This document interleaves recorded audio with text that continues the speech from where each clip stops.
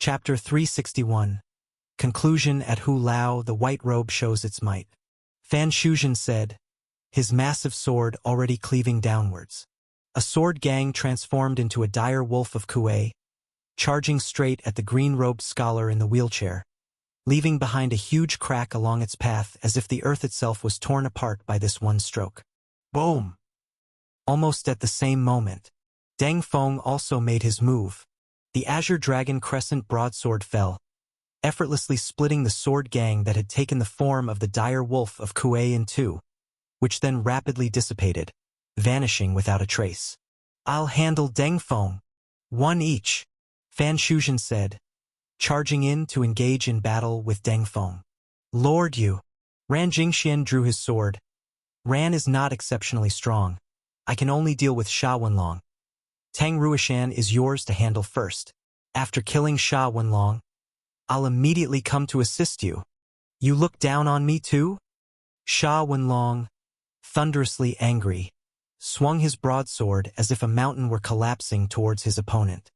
Confinement formation. Form up. Boom! As several generals were deep in combat, another row of soldiers holding mystic iron shields advanced. These men were the best of the best, risking their lives to launch sneak attacks. Though the vast majority died instantly, it undeniably also accelerated the depletion of the enemy's gang chi. In a situation with military officers of the same realm, surrounding and killing a warrior of the Xuanxiang realm would take no more than 500 or 600 lives. Yu Jingji wasn't in a hurry to make a move. After all, in his mind, Tang Ruishan was also at great success in the Xuanxiang realm. Making a move directly, he would likely be no match. The best strategy was to use his men to chip away at him, in addition to delaying, waiting until the other two had settled their fight before ganging up to kill him. But just as he was tensely preparing to make a move to test the waters, Wang Ji ran away. Wang Ji, who had been pretending to be a master, deftly snatched a weapon from the hands of the Nanchu soldiers, killed 2 of them, and then ran over to the side of the wheelchair. From his moves, Yu Jingji realized this man was nowhere near the Xuanxiang realm. Let alone gang chi, he didn't even have vigor. Was he merely a refining internal or bone training, or still hiding his strength, tempting him to attack? Swoosh! Yu Jingji, after much thought, finally chose to swing his iron chain. The iron claw at its end smashed out like a meteor, intending to use some strength to test how powerful this man truly was. Rumble! Wang Ji had already snatched a mystical iron shield and even placed several Nanchu soldiers in front of him. As the soldiers were struck dead instantly, the flying claw carrying Gang Chi came crashing down, and he was flung backwards, losing his grip on the mystical iron shield and coughing up a mouthful of fresh blood. Damn it! Bone training? Yu Jingji announced loudly. Lord 8, strategist. Tang Ruishan is a cripple. He only has bone training. What? Ran Jingxian, who was fighting with Sha Wenlong, suddenly realized. No wonder he didn't dare to show himself openly before. Just as I suspected, the fearsome unarmed warrior from before was played by Deng Feng. That explained everything. After all, the only time the fearsome unarmed warrior emerged was under cover of the night where faces couldn't be clearly seen, which was proof enough of everything. What are you waiting for, Marquis? Ran Jingxian was overjoyed. Kill Tang Ruishan and Fang Qingyun, and we'll have decided the outcome. The current situation looked grim. Apart from Deng Feng and Sha Wenlong, no one present had any real combat power. In other words, there was only one at the great success level and one at the entry level. They were, frankly, utterly vulnerable. Old 4, what should we do? Wang Ji, struck by several knives, was fiercely protecting the wheelchair. You're crippled, and I'm useless. Use whatever means you have quickly. What's the point of playing the flute at a time like this? In the midst of the chaotic battle, the green-robed scholar had a serious expression, but there was no panic to be seen. He methodically took out a flute he always carried with him and gently placed it to his lips as if he was about to play. Save it for the underworld. As Yu Jingji spoke, his flying claw tore through the air anew, like a ghostly claw from the underworld, reaching straight for the green-robed scholar's crown. At the same time, The jade flute sounded. Woo-woo. The mournful and melodious sound of the flute unexpectedly rose amidst the cacophony of clashing metal on the battlefield. It was incredibly distinct, as if coming from another realm, separate from the world of men. Then, everyone's minds were racked with pain as if being sliced by countless blades. Ah! Pew! Some array soldiers even had their heads burst on the spot. Many military soldiers of lower realms also vomited blood or died from bleeding from all orifices. Buzz! Including Yu Jingji, who was engulfed in darkness until he fully released his protective gang qi, barely managed to resist. He could feel an invisible force attacking his gang qi along with the sound of the flute, as if countless invisible martial artists were hacking and slashing at him. Even Fan Shuzhen and Ran Jingxian were more or less affected, causing flaws to appear in their battle against their foes, nearly leading to fatal blows. What is this thing? How can a single flute have such tremendous power? Immortal artifact. That's the immortal artifact in Fang Qingyun's hands. He really did have something. Old Four, where did you get this thing? Wang Ji stared in stunned disbelief. There was no reply. Fang Qingyun just signaled him with a gesture. Go. Wang Ji noticed.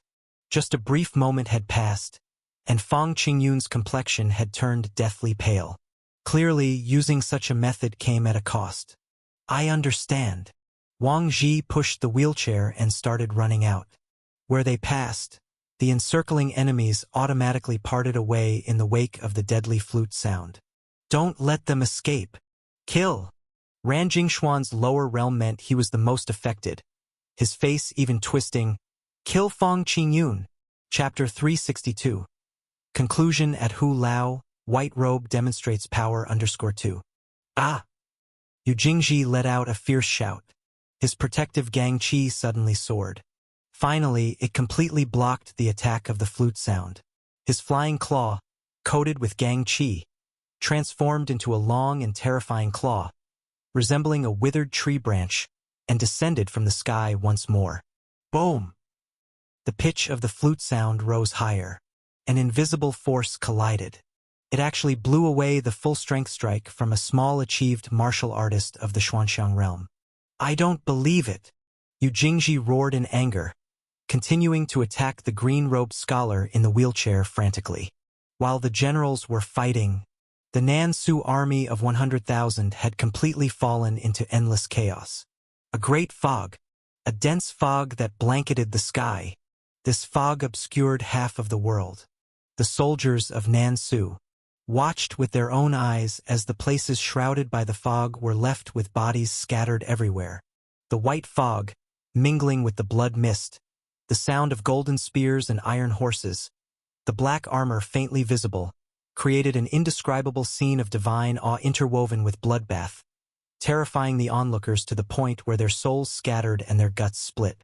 No one knew how many enemy soldiers were inside the fog, nor did anyone know what realm they were from. All the soldiers of Nansu knew was they couldn't hold back the enemy. It didn't matter how many people went to block them, whether cavalry or infantry, whether holding their ground or forming a battle array. They were all crushed mercilessly, leaving only a field of corpses.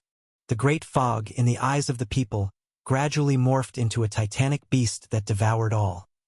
Wherever it went, no matter how many soldiers were present, they would be swallowed whole. In such a situation, there was only one thought left in the minds of the Nansu soldiers. Run. Stand your ground. Everyone, stand your ground. A few assistant generals stepped out to command. Do not panic. Form a formation at the perimeter. Trap them. We have 100,000 soldiers. However, these assistant generals were either directly stabbed to death by a long spear amidst the throngs of soldiers, or they simply couldn't command. After all, an assistant general could at most command a few thousand men. The rest simply wouldn't listen to them.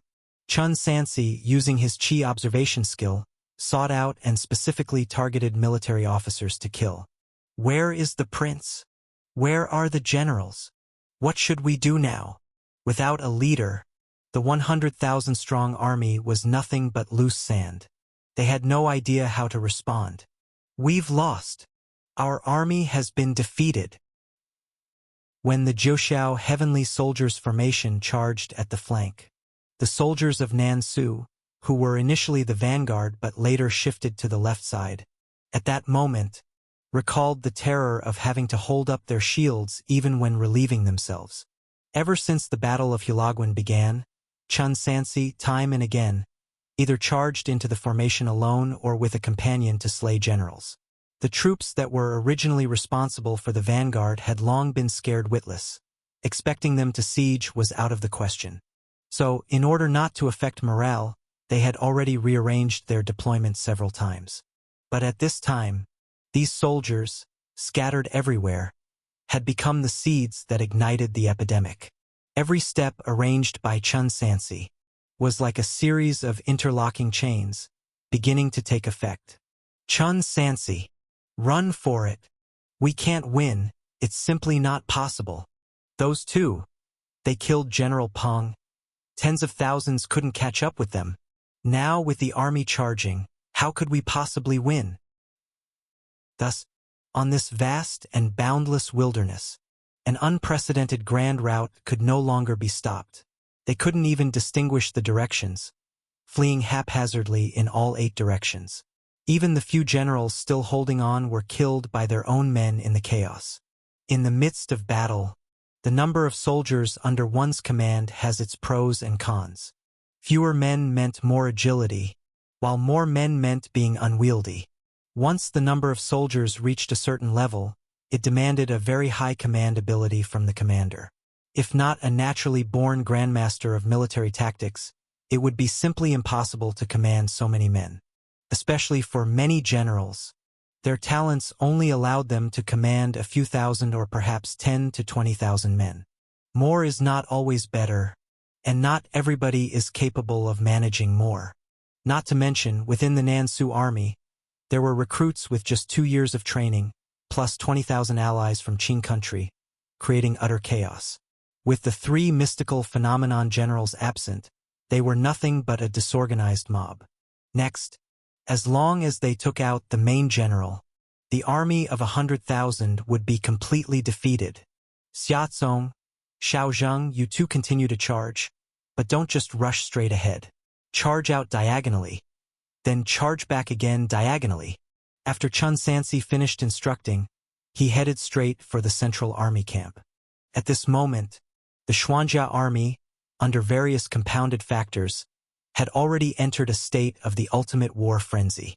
With eyes only for killing the enemy, and backed by the most important mystical energy and heavenly book, they confronted an enemy army intent only on fleeing, as if entering uninhabited territory. Central Army Camp. Supported by the sound of flutes, Deng Feng and others had been holding out in the encirclement until now. Yu Jingji's multiple attacks had not been able to harm Fang Qingyun in the slightest. Instead, reports of defeat after defeat kept coming in. "General, it's over. Complete chaos. If you don't go out to take charge of the army now, my 100,000 troops are going to collapse right here." "Useless." Fan Shuzhen, who was evenly matched with Deng Feng, cursed. 100,000 men, and he's just a meridian passage? Inside Hulaguin, there are only over 10,000 defending troops. Can't you all hold them back? "Prince, heavenly soldiers and generals," that assistant general said in a panic. "They are possessed by heavenly soldiers. It's also unclear how many there are, but definitely not just over 10,000. "Heavenly soldiers?" Fan Shuzhen reacted. It must be the heavenly book again. He sheathed his sword intending to personally go and oversee the battle, but he couldn't break away. Deng Feng, wounded by several cuts, broke out of the encirclement and charged towards him again. Chapter 363. Conclusion at Hu Lao White Robe shows its might _3. "Lord Yu." Ran Jingxian was in the same predicament. "Since we can't kill Fang Qingyun, let's go and kill Chun Sansi. Once he dies, the enemy army will naturally collapse." He was mistaken. Before, He had always assumed having Fang Qingyun along with 3 generals here meant he could rest easy. But in fact, Chen Sansi was the true core, even though he was only at the Meridian Passage realm. It was precisely the words Meridian Passage that greatly reduced their guard. Good. Yu Jingji decisively gave up on the green-robed scholar. Just as he had guessed. He couldn't kill him. But this cripple couldn't kill him either. His flute was more for self-protection. The offensive measure was all right for low-level warriors, but somewhat lacking against high-realm martial artists. Damn it! Watching the other ride away, Wang Ji voiced his concern. Old Four, what shall we do? Follow them. Fang Qingyun said. Don't panic. Yu Jingji, amidst the chaotic army, tried to salvage the situation, but it was too late. The various forces were already in disarray. Even if the military officers wanted to follow orders, they couldn't do so. Fortunately, he found his target. In the midst of the dense Nanshu army, there was a white horse charging alone into the enemy's formation, wielding a long spear in one hand and a sword in the other, unmatched by any opponent.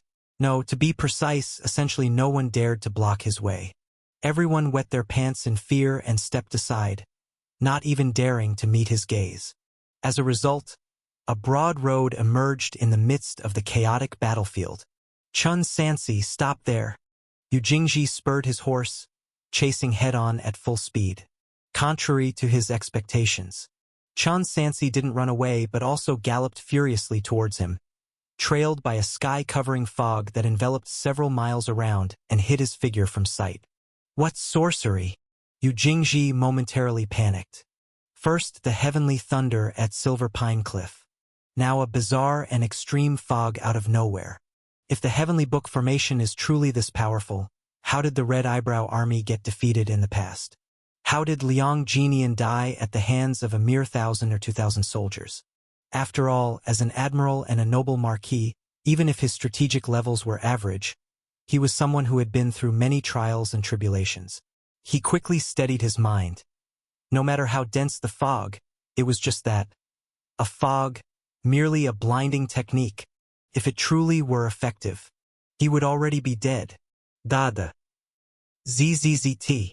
Yu Jingji finally judged from the sound of the horse's hooves that this Chen wasn't taking advantage of the fog to sneak an attack on him, but rather went first to kill the other nearby soldiers. Why? Boom! He swung his iron claw with precision toward the sound of the hooves. Then came the sound of weapons clashing. He scored a hit. Yu Jingji immediately hastened towards the source of the sound, but arrived to find nothing. In front of him lay the corpses of his troops. Within the several miles of dense fog, a deathly silence. Apart from himself, there was no other living person in sight. Cleaning the field? Silencing witnesses? What is this Chen planning? In the fog right in front of him, suddenly, a speck of purple light appeared. The purple light tore through the fog, revealing its true form. That sword. A sword emitting a misty purple aura, palm-sized but exquisitely crafted.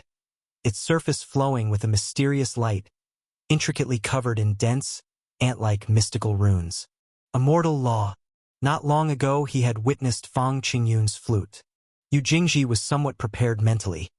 Extremely cautious, he slammed his iron claw charged with Gang Qi onto the tiny purple sword. Buzz! Upon contact, Yu Jingji felt an irresistible force strike him. Despite the tiny size of the purple sword, it seemed to embody the weight of an entire mountain. With his small achievement in the Xuanxiang realm, he couldn't resist it. In that moment, everything seemed to slow down. Yu Jingji's chain iron claw was sent flying by the tremendous impact, temporarily out of his control.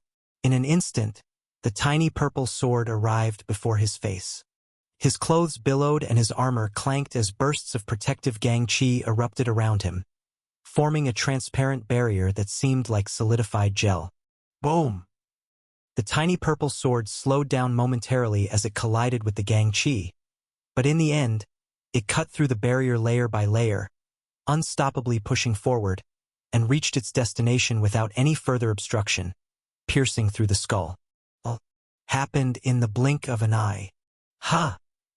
Yu Jingji stood rigidly, his mind blank, not knowing who he was or where he was until a warm trickle of blood spread like a crimson spider's web across his face, and then he crumbled to the ground, breathless. A Xuanxiang warrior is quite tenacious. Indeed, Chun Sansi emerged from the thick fog. His small achievement in sword chi skill was barely sufficient to kill a Xuanxiang warrior at small achievement level. Even one at great success would likely have survived. Nothing like previously killing Meridian Passage realm warriors who basically couldn't even see what was happening before they dropped dead on the spot. It seems high realm martial artists are not as frail as imagined. At least they can put up a fight against low-level immortal laws. If Xuanxiang is this tough, the martial saints must be even more formidable. Chun Sansi first used his long spear to wreck the wound. Then with the Jinhua sword, he severed the head.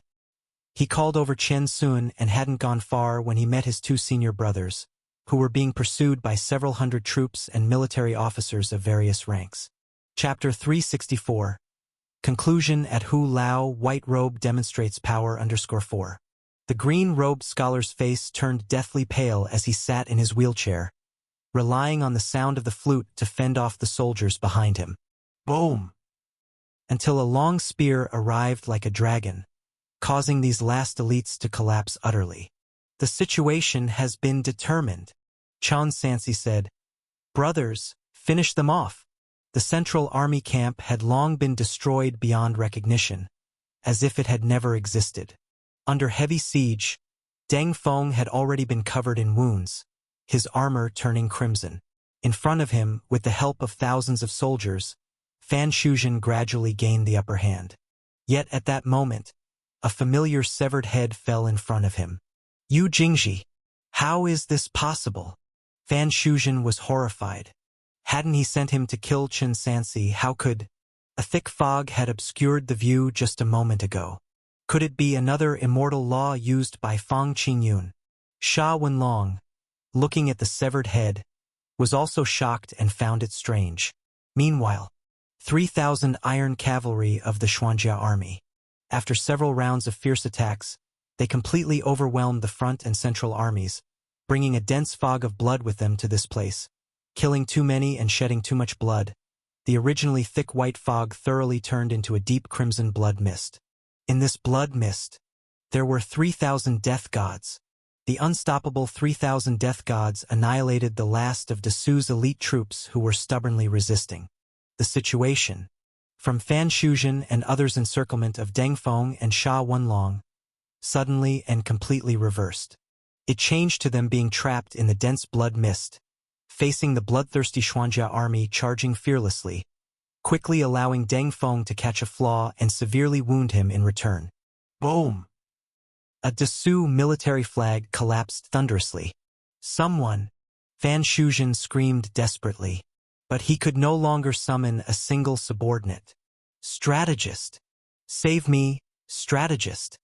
In the end, he could only pin all his hopes on Lingshuan, only to see Ran Jingxian, unable to withstand the siege, exchanged wounds with Sha Wenlong and knelt on one knee, his complexion ghastly, his heart ashen. Prince, we have lost. Lost? Just like that. Fan Shuzhen felt utterly bewildered. 100,000 troops. I had 100,000 troops. How did it come to this? Prince, open your eyes and see. Ran Jingxian said despairingly. Our ranks have entirely scattered. In the face of a massive rout at the front, the rear troops, upon witnessing the Dasu flag of the Central Army tent falling and being devoured by the blood mist, thought it was utterly over, did not release a single arrow, turned and fled. The 3 generals of the Central Army tent were all captured. Why even fight anymore? Ah! Fan Shuzhen roared, and after another fierce exchange with Deng Feng, he struggled to support himself and asked unwillingly, Strategist, where did we fail? Where did we fail? We failed because of indecisiveness, hesitation. Ran Jingxian regretted their past actions. We should not have been calculating our own gains and losses. Initially, if we had attacked Hu Lao Pass with all our forces, even at great loss, we would definitely have been able to take it down. How did we end up with such a disastrous defeat? The encirclement stopped. 2,000 of the 3,000 black armor continued to slaughter the rest. 1,000 remained, encircling without attacking, waiting for the two to run out of energy. There is one thing I don't understand. Ran Jingxian coughed up a mouthful of fresh blood, and as he watched the young general approaching slowly on a white horse, he asked, "Inside Hulao Pass, exactly how many generals, how many troops are there? 20,000? Or 30,000? 3,000? The situation was already decided. What if? Upon hearing this, the severely wounded Ran Jingxian became frantic, spitting out another large cloud of blood. After a long while, he started laughing self-mockingly. I, Ran Jingxian, a Grand Lingswan, commanding 100,000 troops, finally defeated by a mere 3,000 men. Remembering anew, it felt like being in a different world. He finally understood. The moment his 100,000 troops reached Hulao Pass, or perhaps when Chun Sansi's first arrow struck the patrolling sentry, it was a destined defeat. All their actions thereafter were in the palm of Chun Sansi's hand. One could even say they were all traps carefully laid out, and they kept jumping in one after another without hesitation. 3,000 black armor, 1 meridian passage, destroyed 100,000 troops. Ran Jingxian cried out to the heavens, "What face do I have left to live in this world? Crack! I never intended to let you live." Deng Feng's sword fell, and a head rolled on the ground. Fan Shuzhen. Chun Sansi pointed his long spear at him, shouting sternly, "You're the only one left, yet you refuse to die." Thud. However, before he could finish speaking, the previously reluctant Fan Shuzhen, in full view of everyone, suddenly knelt down, as if the world had flipped over, without any warning or transition. He cried out loudly, "General Chun, spare my life. I am one of the 8 princes of Desu, with many connections within the court. Spare me, and I will surely repay you." "You?" Chun Sansi looked down at him, asking coldly, "Fan Shuzhen, my dashing has come to reclaim the territories of 3 states, hence the war against Dongxing country. What does Nansu have to do with it, that you mobilize 100,000 troops, using the nation's strength to cross borders and challenge our military might?" Fan Shuzhen knelt on the ground, almost blurting out a shocking revelation that made the 1,000 people present speechless. Not knowing what to do, even the thought of killing evaporated. Despite his severe injuries, his voice was loud and resonant.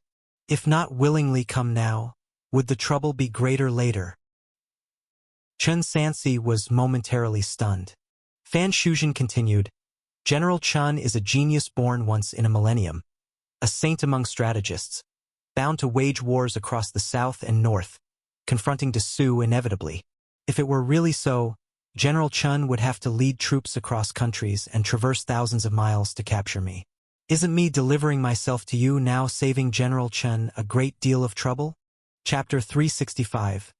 Conclusion at Hulao, White Robe shows its might _5. At the same time, in the midst of the chaotic army outside, another shout came through. "I am the 14th prince of Desu, Fan Zhouxiao, who wants a taste of wealth and honor." Very soon, Fan Zhouxiao, severely wounded and not yet healed, was escorted over and knelt on the ground alongside others. 8th brother, 14th brother. The two looked at each other and wept. "Are all of you from Nansu born in the year of the dog? Your faces change faster than flipping through a book." Wang Ji cursed. These 2 men, one was recently shouting about his unwillingness and the other on Silver Pine Cliff wanting to behead the White Robe and capture Phoenix alive. Yet in the blink of an eye they knelt down, wagging their tails and begging for mercy. Are these really the same person? "You 2 brothers, you really did it." Wang Ji immediately determined that these men must not be killed. It would be best to send them back to Nansu. If one of them became the emperor, in less than 20 years, Nansu will surely be in great chaos. "Sparing your life is possible," Chun Sansi said without refusal, his voice grave. "But what you should do next, there's no need for me to explain personally, right? Rest assured, General Chun, Fan Shuzhen understood what was expected of him. I will immediately gather my former subordinates. All those who can be called back will surrender to dashing. ZZ. Once they had removed their armor, their wrists were quickly secured with mystic iron chains. Then they were placed on a green horse, while Chan Sansi riding Chen Sun followed behind, and soon caught up to the still fleeing troops of Nan Su's defeated army. Fan Shuzhen, carrying the flag of Dashing's army, thundered as he began to rally the troops. This battle at Hulao was declared completely over. 20,000 enemies slain, 40,000 captured.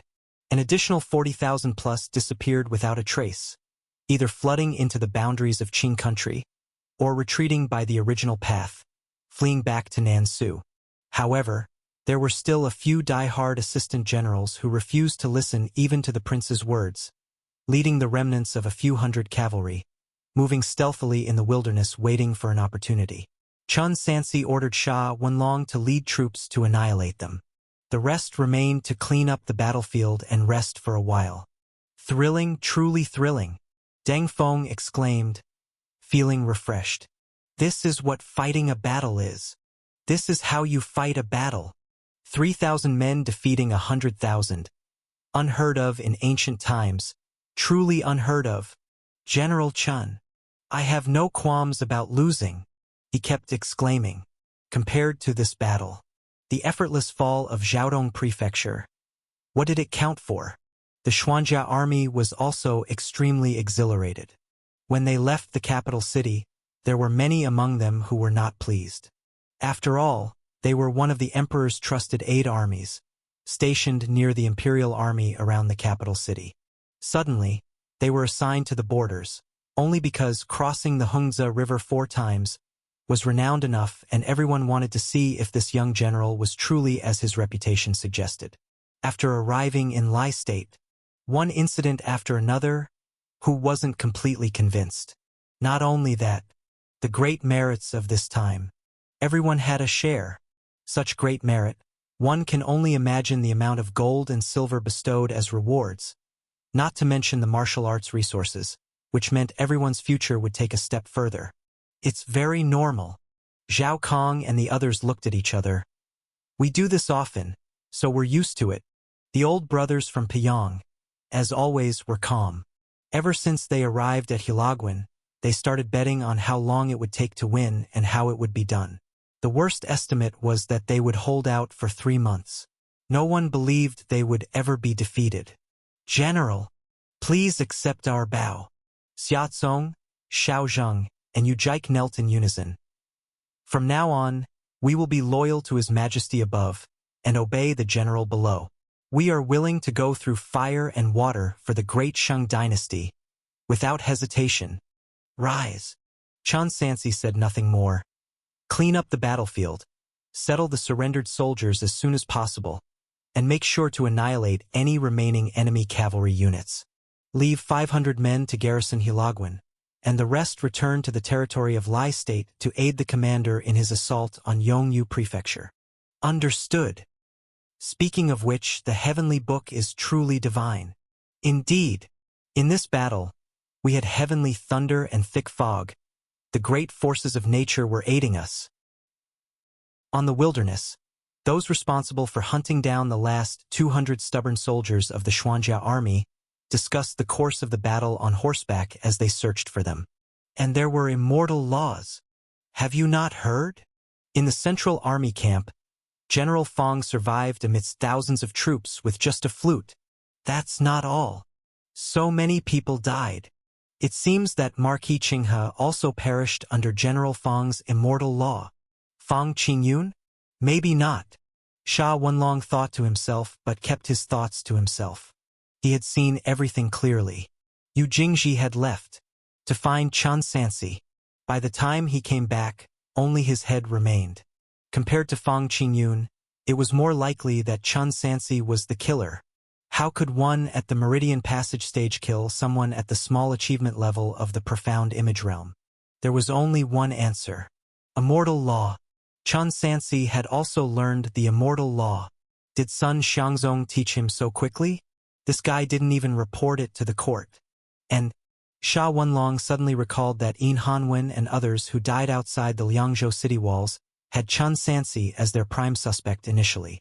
At that time, however, he was only at the refining internal stage, which seemed far-fetched, and nobody gave it much thought. Now it was very likely that he had used immortal law to kill them, and then framed the witch god sect. It all made sense. This youngster, he's as good as dead. Without betraying his thoughts, Sha Wenlong said, "You few, search towards the east. I'll check the west and return here in half an hour. Cough, cough, cough." Understood. After making the arrangements, Sha Wenlong left the team on his own. He was seriously injured with several wounds in vital areas. Now, he probably wouldn't even be a match for someone at the Meridian Passage stage, especially since he was only an entry-level practitioner in the profound image realm. Chapter 366. Conclusion at Hu Lao, White Robe demonstrates power _6. Even so, he forced himself to a secluded area and pulled a piece of cloth from the lining of his shirt. After biting his finger, he began to write the secret letter. The Hai Dongqing also perched on his shoulder, ready to send out the message at the fastest speed. Whoosh! It was then. An arrow flew in, piercing straight through the just taken off Hai Dongqing, causing it to fall from the midair. General Sha, Chun Sansi, holding the big bow, silently appeared. "What are you writing? Why don't you go back inside the pass and use paper? Had to use blood? So urgent." You. Sha Wenlong instantly panicked and soon put on an act of shock. "How dare you? Do you not know how precious these exotic beast flying eagles are?" Chun Sansi paid him no attention but instead picked up the Hai Dongqing, unfolding the cloth attached. "General Sha, you and I have been through life and death together. I can't believe you would frame me like this, charging me with the murder of an imperial official, concealing immortal law, even accusing me of plotting rebellion. What a vicious heart." The truth was out. Sha Wenlong stopped pretending. "Chun Sansi, was it you who killed young Master Yin? Yes or no?" There was no response. He just saw a purple little sword slowly condensing above Chun Sansi's fingertips. What are you going to do?" Sha Wenlong's eyes widened in his one good eye. His guess was indeed correct. This Chun had learned immortal law, but he couldn't care less about his shock at this moment. His greater feeling was fear. "You dare to kill me? How will you explain it?" General Sha Wenlong, wounded while pursuing the remaining Nansu cavalry, unfortunately ambushed and killed by a swarm of blades. "How does this explanation sound, General Sha?" Chun Sansi's tone was terrifyingly calm. "Bang!" Sha Wenlong realized escape was hopeless and tried to run. A flash of purple light. He fell to the ground, rigid, quickly losing breath. Chun Sansi went over to deal with the body. This man also got what he deserved. At least before dying, he exhausted that little bit of value he had left. And moreover, in such a grand victory, for a general of the profound image realm to die is truly too common. If a general didn't die, the battle report would seem somewhat unreal. Chun Sansi could tell the man was seriously injured. That's why he chose to make his move here. The main reason he used the sword chi skill was for the sake of efficiency. Practicing the sword chi skill consumes a great deal of incense, but replenishing it after a single use was not very much, only took a little time. This battle at Hulagwan is considered completely over. According to Chun Sansi's judgment, by the time they rushed back to Lai State, they would be able to take down Yongyu Prefecture soon, and the Qing country's army outside Green Ridge Mountain would quickly retreat. Recapturing the three states was nearly a done deal without any surprises. The Crown Prince's rebellion. The pacification of the three states meant gaining Ziwei Mountain, the place that the Crown Prince and the Incense Fire Divine sect were preparing to strike. The Emperor will soon grace Ziwei Mountain with his presence to conduct the consecration ceremony, and by then, civil and military officials alike will gradually arrive in Lingzhou. In this way, will Lingzhou not truly become the capital city. Chun Sansi and the other meritorious servants will likewise remain to await their rewards, and even some from the battle in Ming State may come over. It's bound to be extraordinarily lively when the time comes. It's just unknown how this grand drama will play out. In fact, what Chun Sansi cared about even more was what kind of benefits Lai Zi could fish out from it all. Enough. Let's first deal with the matter at hand. Having arranged the troops at Hilagwan at daybreak the following day, he led a great army back to Lai State, heading straight for Yongyu Prefecture. Yongyu Prefecture. Meng Qiuji had gone several days without sleep. What's the situation at Hilagwan? Day and night he was filled with anxiety. Is the retreat all arranged? It's arranged. Zhang Taoming took off his helmet to catch his breath. If anything unexpected happens at Hilagwan, we'll immediately abandon the attack on Yongyu Prefecture and fall back 200 miles, using Zhaotong Prefecture as the demarcation, to stand off against Qing country and the Nanchu Liao army. The supply of grain, fodder, and other logistics are also arranged properly. There definitely won't be too much chaos. It's just that within a year, I'm afraid it would be impossible to decide a victor. I still don't understand why we had to fight this battle. We should have retreated long ago. Meng Qiuji sighed and said, but strangely enough, even the Crown Prince, who is always cautious and has always minimized expenditures with each military campaign, advocates for continuing the fight, truly baffling. For honor's sake. Zhang Taoming said, Commander, the disgrace of Ming Xian back then truly was an unprecedented humiliation for our great Shang dynasty. I can understand why the Emperor and the Crown Prince both want to retake the 3 states. Yeah, if we could take back the 3 states, Shang truly would continue to prosper. Meng Qiuji said regretfully, it's just a pity about Chun Sansi and the others at Hilagwan. They shouldn't have been risked to defend the pass.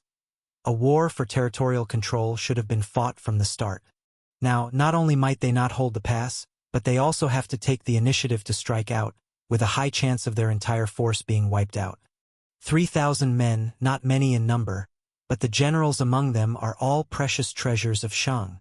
General Feng and Deng Feng, a defector from Qing country, go without saying, but how old is General Chun? To die at Hilagwan like this is truly a waste of natural gifts. His future achievements had the chance to compare with Sun Xiangzong. But now, they vanish like a fleeting bloom. Calculate the time. Zhang Taoming said, the battle report from Hilagwan should be arriving soon. Report. In the midst of their conversation, the battle report from Hilagwan arrived as expected. That was fast. Meng Qiuji couldn't bear to look at the bad news. Old Zhang, you read it. If it's as we feared, there's no need to say it. It would just depress everyone who hears. Okay. Zhang Taoming, holding the battle report, trembled. Then his entire body began to shake. How is it? Meng Qiuji ultimately couldn't resist asking, did anyone make it back alive? Gone, all gone. Zhang Taoming's eyes brimmed with tears, his emotions running high. Ha, I knew it. Meng Qiuji shook his head and stood up to go arrange the retreat. No, Commander, you misunderstand. Zhang Taoming held up the letter, his voice raised, almost incoherent. No, it's not General Chun and his men who are gone. It's Nansu. Nansu's gone. 100,000 troops gone. Outside Hilagwan, General Chen's 3,000 broke through 100,000. Killed 20,000 of the enemy. Captured 40,000. Chapter 367. The Emperor's Personal Visit, Grand Ancestor's Relic. Hysteria? Meng Qiuji simply didn't believe it. Old Zhang, you should go take a couple of sleeping pills first and get a good sleep after we retreat. Commander. Zhang Taoming pointed at the letter. I'm not talking nonsense. It's true. True. Meng Qiuji slapped himself hard.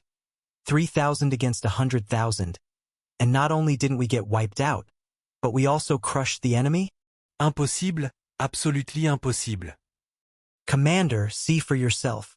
Zhang Taoming shoved the battle report into his hands.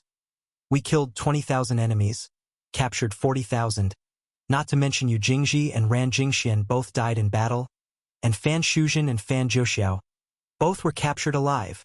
Among them, Fan Zhouxiao was captured alive twice. Is this true or false?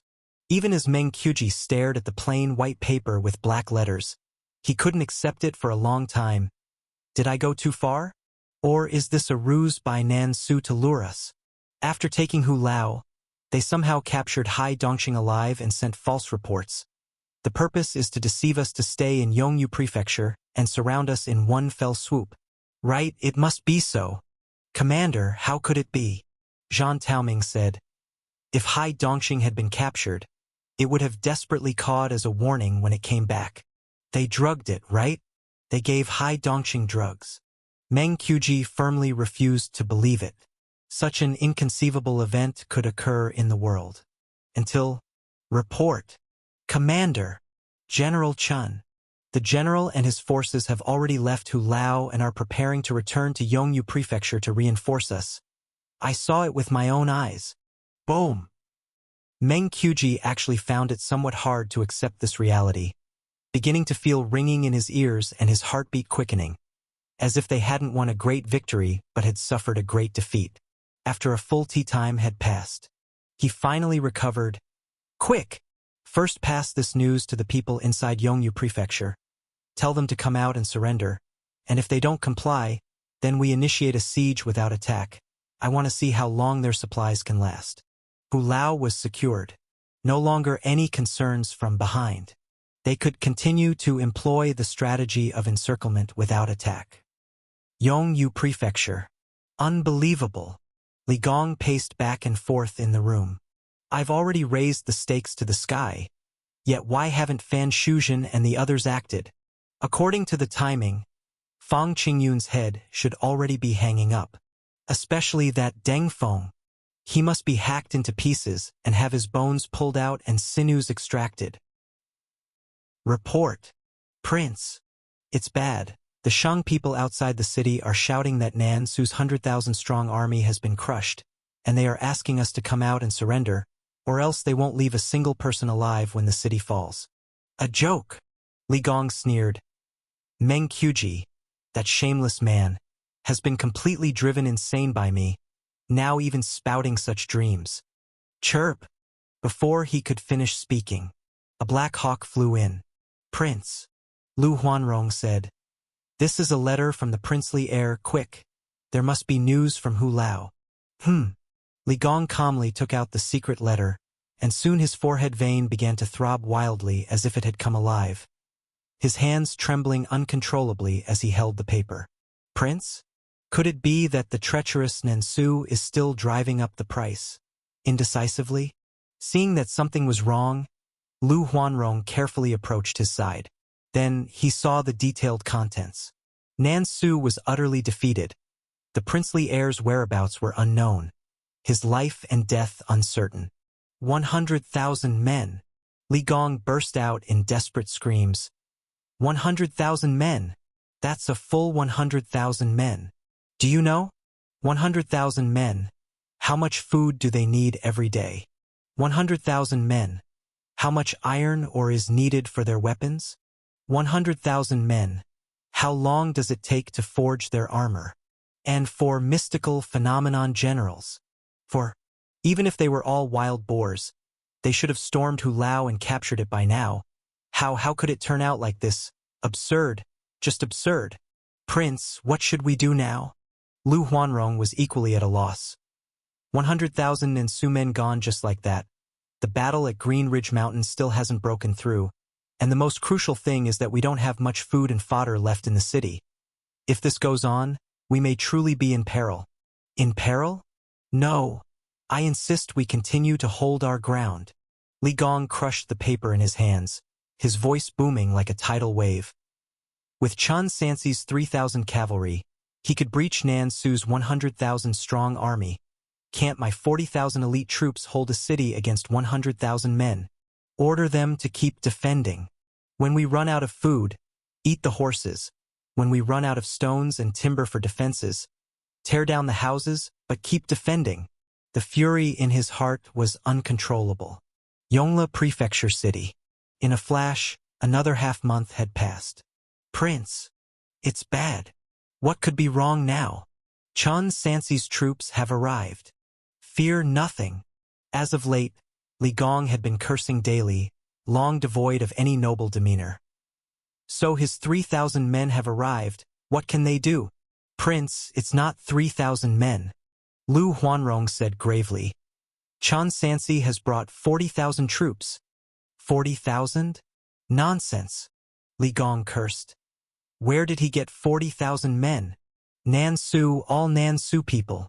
Lu Huanrong, equally furious, said, Fan Shuzhen, that damned coward, to save his life, even though he's a crown prince, has actually surrendered to Dashing, directing the tens of thousands of remaining men to serve as shields for the Shang people. Combined, there are now 150,000 troops outside the city. Prince, we truly can't hold out any longer. We have only 2 days' worth of food and fodder left. And there's still no word from the emperor. They should all die. They all deserve to die. All Li Gong could do was rant helplessly, incapable of making any useful decision. Chapter 368. The Emperor's Personal Visit, the Grand Ancestor's Treasure _2. He had no choice but to suppress his voice. Lu Huanrong, inform everyone that we'll counterattack and leave the city at midnight tonight, and also, gather all generals above the rank of assistant general, and follow me to lead 500 light cavalry to seize the opportunity to abandon the city and break through. Yes, Lord. Rumble. Midnight. Suddenly, the Qing country's defending troops within Yongyu Prefecture launched a full counterattack. Chen Sansi realized that holding the city was no longer possible, and the decision was made to launch a counterattack from the city. Meng Qiuji had anticipated this and made preparations in advance, so there was no need for Chen to be involved. At the Marshal Saint level, he could not yet partake. The Xuanjia army had just made great achievements, but was also equally exhausted, mostly responsible for escorting the supply lines deep behind the front. A night of slaughter. Until dawn, Yongyu Prefecture announced its fall, and the last 20,000 people in the city surrendered. But the whereabouts of King Tang Li Gong and others were unknown. In the mountains, the 500 cavalry who had broken through no longer existed. Only the last handful of 3 or 5 people remained, dismounting and scrambling into the woods, fleeing on foot, planning to find a way to escape back to Qing country after the situation stabilized. Among them, Marshal Saint Li Gong was ambushed and plotted against by Meng Qiuji, and with the encirclement and killings by the large army, he suffered severe injuries. But fortunately for a Marshal Saint, as long as a sliver of life remained, recovering strength and easily returning to Qing country were possible. Within these mountains, there are beasts, fruits, and wild vegetables sufficient to hide us for months. After several months, it will be time for our escape to heaven. It's just a pity that the lands of the 3 states must surely be lost. Once we return, we can consider allying with the ancient clan to take revenge. Every court has neighboring countries. The difference lies in the fact that Dashing is surrounded by enemies on all sides, and the other countries each have their own foes. The continent is vast, boundless. If one counts the ocean, its ends are even more unfathomable. Lord is right. As long as the green hills last, there will be no worry of no firewood.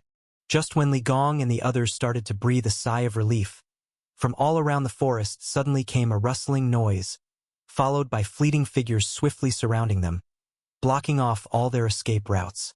Lord Li, I have an offer for you, an opportunity to live. Do you want it or not? After the fall of Yongyu Prefecture, the war in the Eastern Territory began to draw to a close.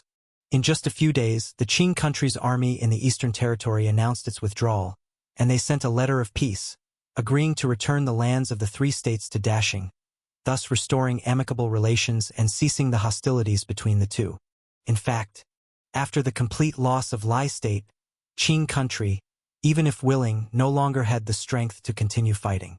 If they were to lose again, it would be tantamount to shaking the foundation of the country. Giving up the 3 states was essentially an inevitable decision. To say they voluntarily returned them was merely to retain the last bit of dignity. Subsequently, within the next 2.5 months, all land in the 3 states, including Ziwei Mountain in Lingzhou, was recovered. Afterward, the court issued an order. All war heroes were to go to Tai Lake Prefecture for recuperation. The vast majority of the military forces were then dispatched to Yushan Prefecture, Jingyang Prefecture, and Laishi Prefecture. These three prefectures had become the new border. Only by stabilizing the situation in the three prefectures could it be ensured that Qing country wouldn't launch a sudden strike from Yao State. However, without a martial saint to preside, only Zhang Taoming, the deputy general, was there. Meng Qiuji, Fan Tianfa, Cui Tsongyi and others remained behind to rest within the prefecture city. Chun Sansi, on the other hand, was not idle. He was either cultivating or cultivating. Cultivation technique, National Gardien Dragon Spear. Meridian Passage, small achievement. Progress, 788/2000. After opening the 8 extraordinary meridians, he could start preparing to break through to the Xuanxiang realm. Skill Archery. Perfection, first rank limit break. Progress, 1518/2000. Beyond this, in places like Lingzhou, many medicinal herbs were also seized. In his free time, Chun Sansi was brewing medicine for his subordinates, helping them advance their cultivation. Skill Medical Skill. Ordinary, small achievement. Progress, 1252/2000. The time promised to the incense fire divine sect is approaching. Chun Sansi started to intensify his training in the disguise technique. Skill, disguise technique, entry level. Progress, 355/500. After one more breakthrough, he would be able to practice bone shrinking and effectively conceal his identity fully. The good news of victory continued to spread in all directions. Qing country, temporary palace. In the hall, tangerine gold curtains fell, gently fluttering in the breeze, filling the vast space with a wafting scent of incense. The fragrance did not resemble the seductive scent of brothels, nor the demure scent of maidens' boudoirs, nor the solemn scent of temples and Taoist institutes, but rather a pure majesty. Without any special treatment or added substances, it was just plain incense. Yet to the attendees' noses it bore an unparalleled majesty. One after another, generals clad in armor and reeking of murderous intent, upon stepping over the threshold of the great hall, found their evil qi cleansed away in an instant. They stopped tens of feet away and all knelt down, not daring to raise their heads to look towards the curtains, their gazes fixed to the ground, filled with deep reverence. Your Majesty, it's over. The 3 states have been taken under Shang people's control. King Tang Li Gong is unaccounted for. Half of the 80,000-strong army within the 3 states are dead or have surrendered, essentially amounting to a complete annihilation. After this battle, for the next 3 to 5 years, our Qing country's borders will need to recuperate and rest. There was no response. Silence. It was as if what they said was utter nonsense.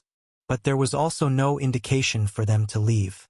So, everyone remained kneeling on the ground, not daring to move for a full 2 hours. The leading general mustered the courage to speak. Your Majesty, is there anything else we need to report? Chapter 369. The Emperor's Personal Visit. The Grand Ancestors Treasure _3. Right.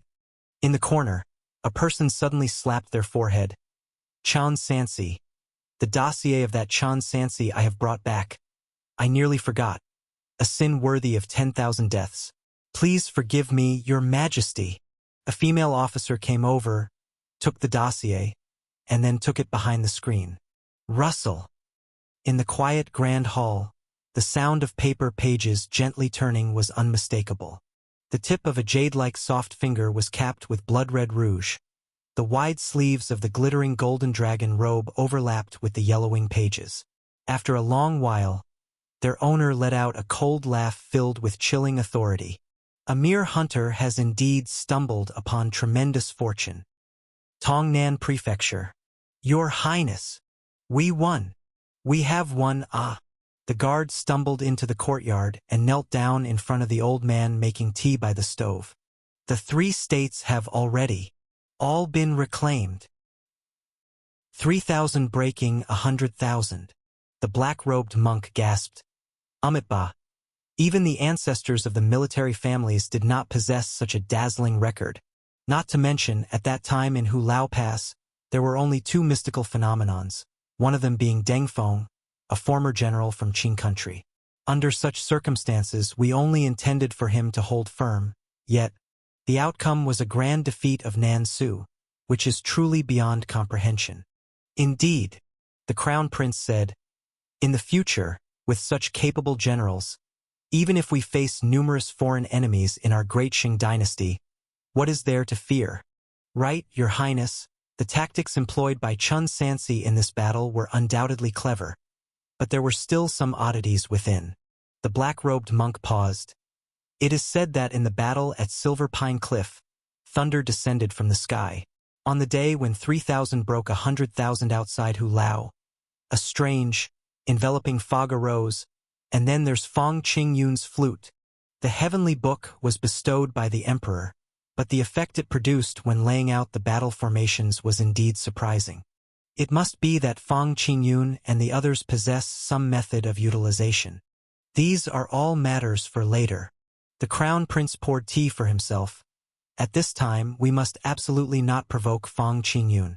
After the success of our endeavor, Sun Xiangzong's influence will also be a key to stabilizing the situation. It's just a pity that despite my multiple hints, they refuse to assist.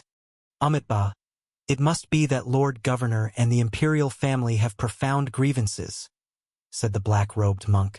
Fortunately, Lord Governor does not have much longevity left, and after expanding the 8 camps, we just need to quickly divide and control them.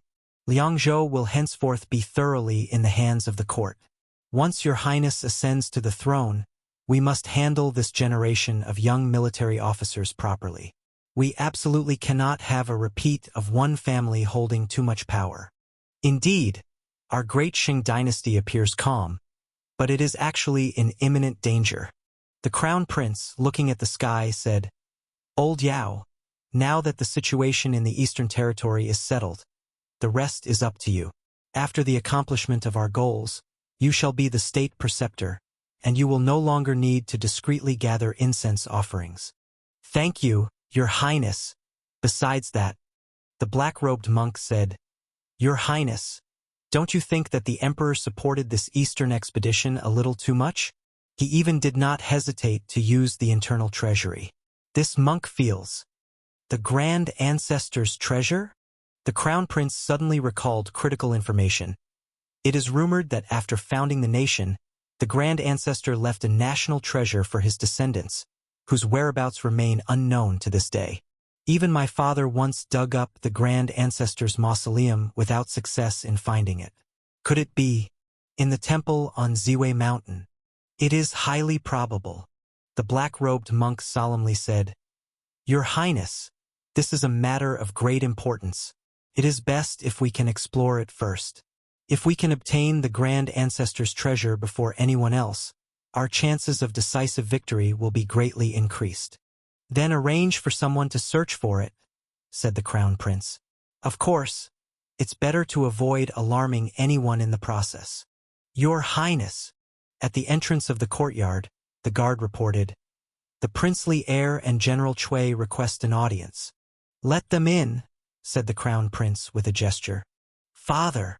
Chao Fan rushed in, first bowing and then saying, Father, General Shah has died, do you know? General Shah? You mean that Shah Wenlong? The Crown Prince spoke indifferently. With such a large scale of war, it is very normal to have 300 to 500 casualties, including sacrificing a mystical phenomenon general. After the rewarding of meritorious service, my palace will naturally grant him due honors, and we will not mistreat any loyal minister of our great Shang dynasty. He didn't die in the decisive battle, Chao Fan added. Father, he was killed after the battle ended. Chun Sansi tasked him with mopping up the remaining cavalry. Wait! The Crown Prince sharply picked up on the abnormality in the conversation. Tell me, how many enemies have you made for me in Liangzhou? Thump! Chao Fan fell to his knees. Father, your son hasn't. Your son has only followed your orders to vie for the title of champion leader and tried to bring the supervisor over to our side. There can only be one leader, and it is quite normal for me to have had unpleasantness with him. Father, please understand. Your Highness, I can vouch for him. Eunuch Feng hastily knelt down too. The young master has always been low profile and modest in Liangzhou, never causing trouble. In the quest for the title of champion leader, he even went as far as to practice fierce saber, at the expense of shortening his lifespan. You! The crown prince looked at the princely heir with worry. Enough, it was indeed I who sent you. The initial crossing of the river with the civilians.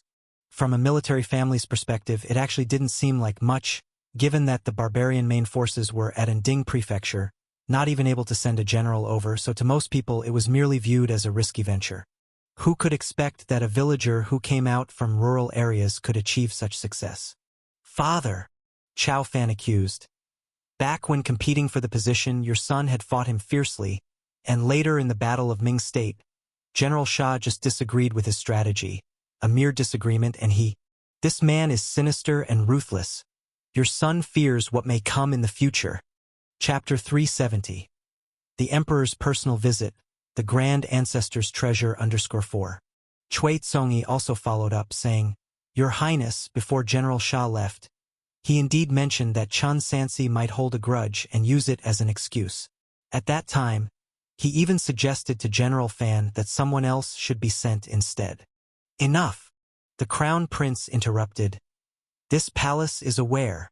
Your Highness. The black-robed monk said, If this humble monk's predictions are correct, the Xuanjia army will also be arranged to go to Ziwei Mountain next. The 3,000 black armor soldiers may not have a martial saint or mysterious phenomenon among them, but they are still a force to be reckoned with. The Crown Prince pinched the teacup in one hand. Old Yao, is there a possibility of winning him over? The likelihood is not great. The black-robed monk analyzed. This man was raised by the emperor himself, and Yan Liang's son has always been under his command. Additionally, there's the connection with Sun Xiangzong. Of course, if it's possible to win him over, we should try our utmost. Even if we can't, we should avoid harming such a capable individual. After the success of our plans, he will naturally still be your Highness's servant. Father, Chao Fan pleaded, Chun Sansi, you are the princely heir. How would he dare? The Crown Prince sighed. That's enough, Cui Tsongi. You and Chao Fan should act together in the following matters, including handling the situation with Zhang Lai.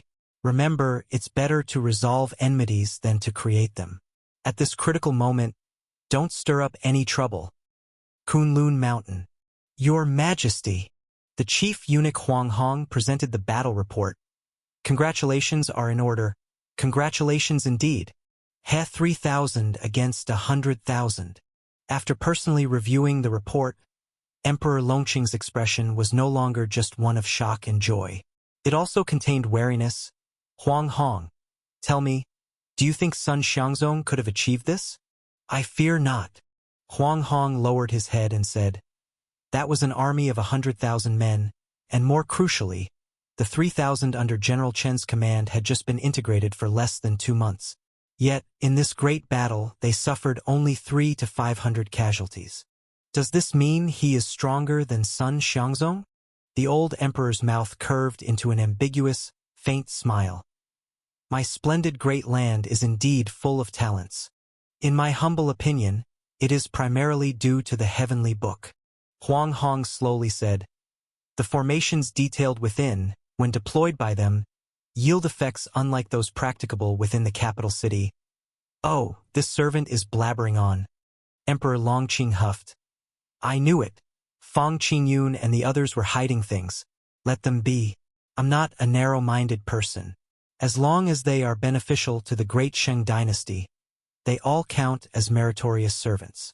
Whatever the case, reclaiming the 3 states and restoring the temple this time is a cause for great celebration. Huang Hong, instruct the ritual supervision to draft an imperial decree. The Ministry of Rites also needs to start preparing. At the enfeoffment ceremony at Ziwei Mountain, All the civil and military officials from the capital city, as well as the meritorious subjects from these recent battles, will all have to wait in Taihu Prefecture. I, too, will descend to the southeast in person. Taihu Prefecture. This place is an ancient capital from 3 dynasties, already the most prosperous prefecture city in the Eastern Territory, second to none. Further, since the main chaos in Lingzhou was concentrated around Hulao, luckily, most residents elsewhere were spared direct impact. But it was only that they had not been directly affected. The entire eastern border 3 states had had poor harvests in recent years, and with the Great Battle, plus the incursion of Nan Su's 100,000-strong army conscripting forcefully, a significant portion of the civilians' grain was consumed in just a few months. And it happened to be spring, naturally the hardest time of the year. Many places were experiencing famine, and if this continued, people would start dying of hunger soon. Chun Sansi originally planned to proceed as before, by executing a few notoriously corrupt officials and sect members, then opening the granaries for relief. However, he was refused by the higher-ups who claimed these people had already surrendered to Dashing and would be relied upon for long-term stability in the regions. Thus, they couldn't rashly kill the innocent. Even the request to allocate a small amount of military rations was politely declined by Meng Dashui, who stated that the army's supply must always be ensured plentifully. Civilians could die, but the soldiers must not starve. As for transferring food from other state capitals, that was even more impossible. Chun Sansi had neither the authority nor the capability. However, day after day, there were people seeking him, either to lodge complaints or to beg for food. Unable to execute the corrupt officials, all Chun Sansi could do was to spend his own money to buy some grain and distribute kanji outside his residence daily. Almost every day at around 5 a.m. to 7 a.m., there would be a long queue forming in front of his residence. For him now, money was sufficient. As one advanced in martial arts realm, the resources needed were not things money could buy, so he helped as much as he could. Fang Qing also contributed silver, and so did Wang Ji, but they both insisted on keeping this low profile, warning that making a big fuss might negatively impact the court and bring trouble to themselves. Chun Sansi thus left the matter to his subordinates to handle. A letter from home. Days later, letters from various places arrived. The cavalry delivered the missives from door to door. With the warfare ending, communication naturally became unobstructed. The majority of the soldiers were able to make contact with their families, though it took a long time. Chun Sansi's letter, sent urgently by Hai Dongxing from the governor mansion, arrived much faster. He set down his long spear and opened the envelope. The letter was roughly about how everything was fine at home and there was no need to worry. Half a year had flown by without notice, and Chen Due was even starting to babble. Half a year more and he'd start to speak. Sun Buki had broken through to refining internal, and Sun Li had reached Huajin, and so on and so forth. Essentially, it was mostly mundane family small talk. After all, it's good as long as everyone is safe. The incense has run out again. Chun Sansi held the Shenju, sensing the inventory within. This incense truly doesn't last. Chapter 371. The Emperor's Personal Visit, the Grand Ancestor's Treasure _5. Magic, Sword Chi Skill, Small Achievement. Progress, 405/2000. Last time, the Incense Fire Divine Sect gave quite a lot of incense, but it only increased by 1/4. To cultivate to great success, either spiritual energy is needed, or a large amount of incense is still necessary. And then there's the white mystical energy. The battle at Hulaguin. Chun Sansi used up all the accumulated mystical energy in one go. Result. The overwhelming victory of 3,000 against 100,000 didn't even manage to replenish the mystical energy in one go. Is replenishing mystical energy not just about winning battles?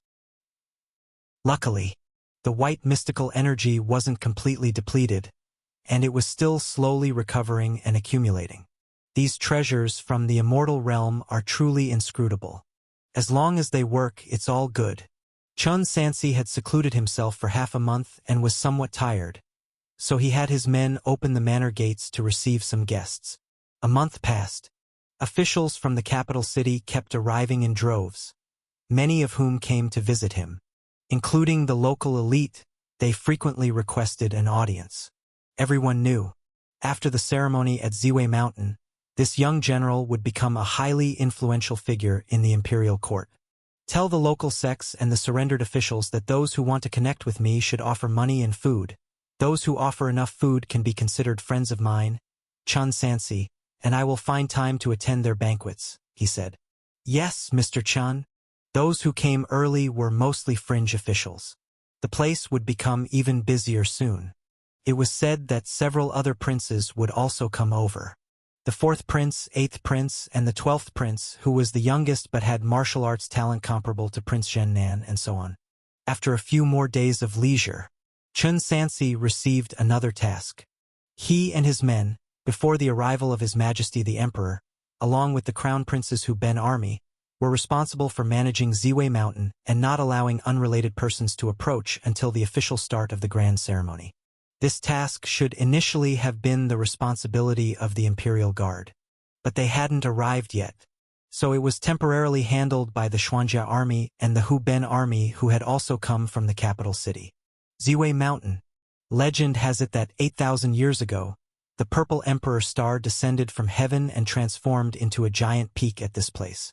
Since then, emperors of each generation have held their ascension ceremonies here, and only those who have been enshrined here can be considered legitimate emperors, a recognition of their status, as the saying mandated by heaven with eternal prosperity goes. Thus, the loss of 3 states was a severe humiliation for Dashing, because in some sense, Dongqing became the real heavenly son, especially since the national seal was still in Dashing's hands. Otherwise, the title would truly be unjustified. Mr. Chun, there is a very strange invitation here. It's from an Oiran house. Zhao Kong said. It seems to be from the largest Oiran house in the area, and their Oiran wants to invite you over. Have you lost your mind? Lu Jinkue scolded. An Oiran house worthy of cozying up to Mr. Chun? Next time, don't bring this kind of invitation inside. Just throw it away. Give it to me, Chun Sansi said indifferently. Lu Jinkue's face flushed with embarrassment. After the two handed over the invitation, they hurriedly retreated. Old Lu, are you out of your mind? I knew Mr. Chun liked this sort of thing, so I specifically picked it out, Zhao Kong said. I didn't expect that either. It's said that the Oiran of the Yunxiu building in the area is exceptional. The battles are over now, and Mr. Chun should indulge a bit too. Have you ever seen him idle? Every time you see him, he's either holding a long spear or a bow. Quite intimidating. Why not buy a few beauties and offer them to Mr. Chun? What do you know? You have to personally go to the brothel to get that kind of atmosphere, understand? Chun Sansi watched their muttering figures leaving without saying anything. He opened the invitation. Judging by the tone of the message, it was from the Seeking Immortal Tower as expected. 9 times out of 10, it was related to the follow-up actions of the Incense Fire Divine Sect. Might as well have a look. Chun Sansi wasn't exactly friends with the Seeking Immortal Tower but rather partners in exchange. He informed a knowledgeable senior brother and headed to the Yunxiu building that very night, bypassing the complicated procedures like those at the Red Sleeve Tower, instead being led directly through the back door and upstairs. After pushing open the door, the person inside was not the Oiran of this place but a man. A middle-aged man in a plain robe with a pale complexion and short beard.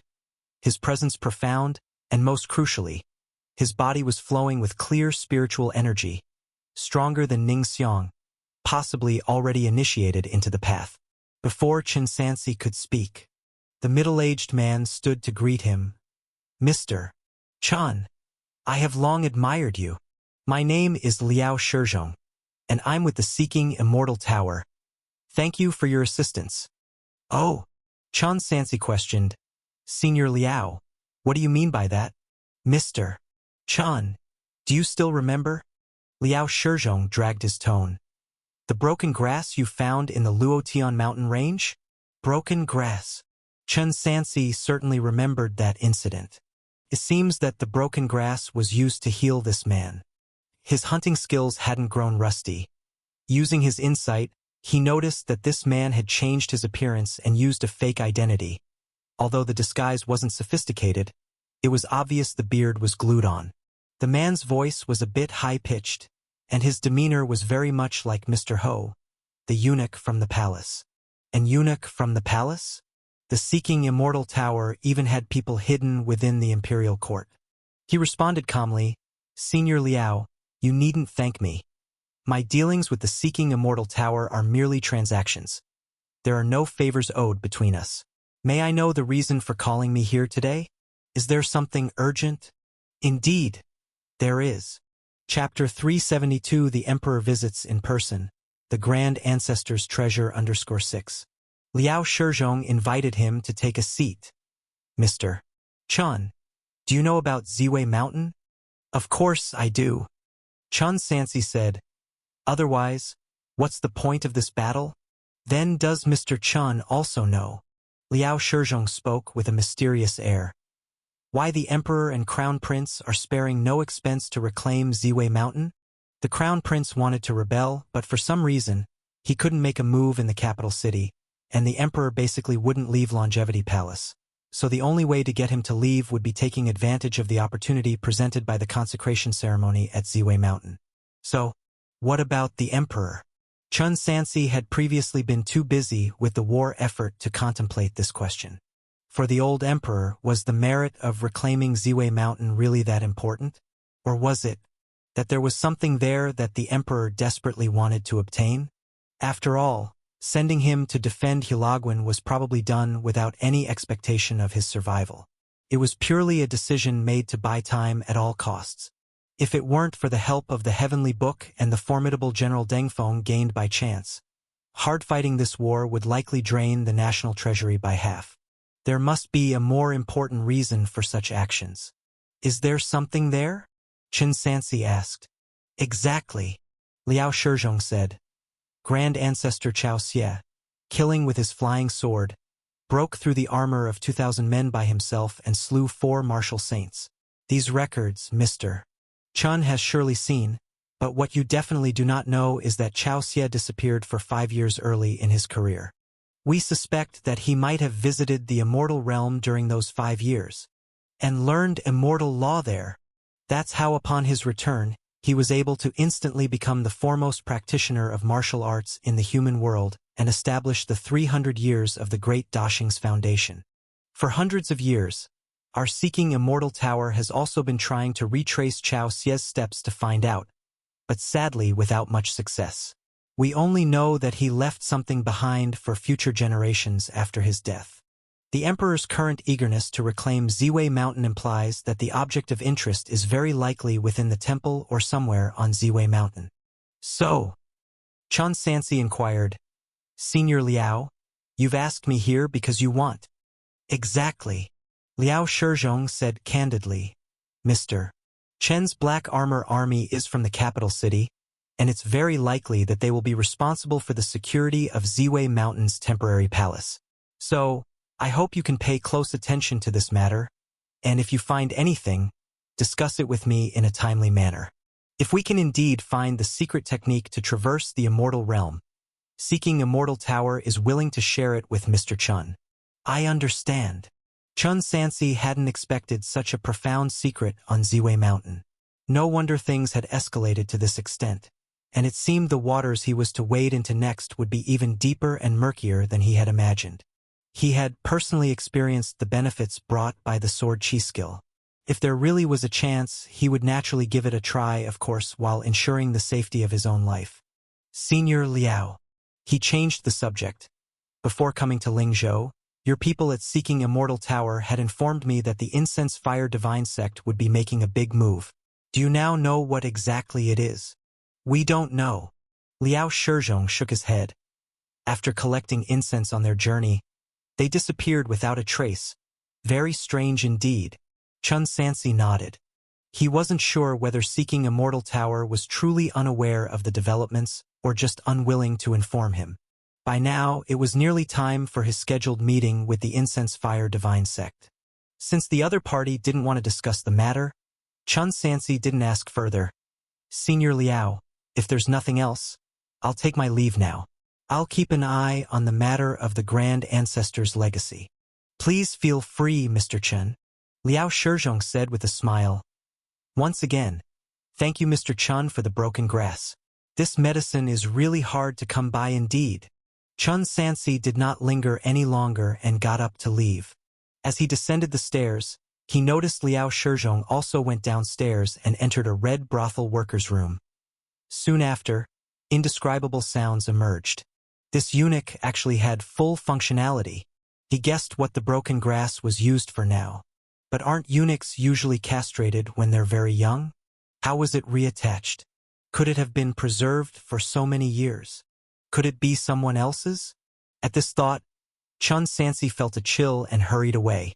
Moreover, if this person was indeed a eunuch from the palace, he feared he would stay in the Ziwei Mountain Travel Palace and would have to share this news with himself. The people from the Seeking Immortal Tower couldn't be fully trusted either.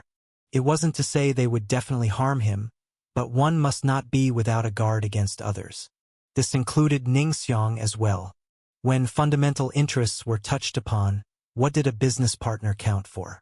It was still early when he left the brothel.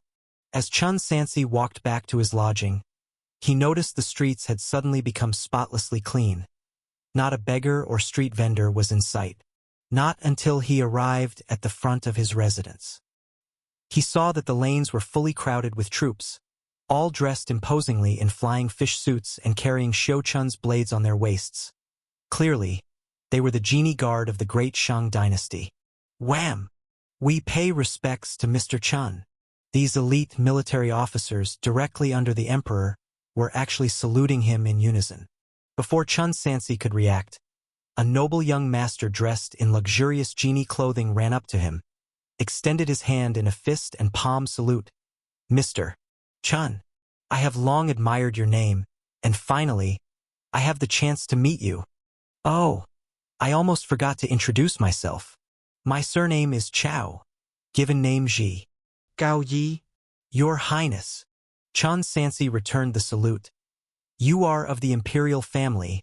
How dare I receive your courtesy? Gao Yi, the 12th prince. If he remembered correctly, he was now in the imperial palace of capital city, serving as the commander of the Genie Guard Commanding Department, overseeing all the Genie Guards including the northern and southern defense commands.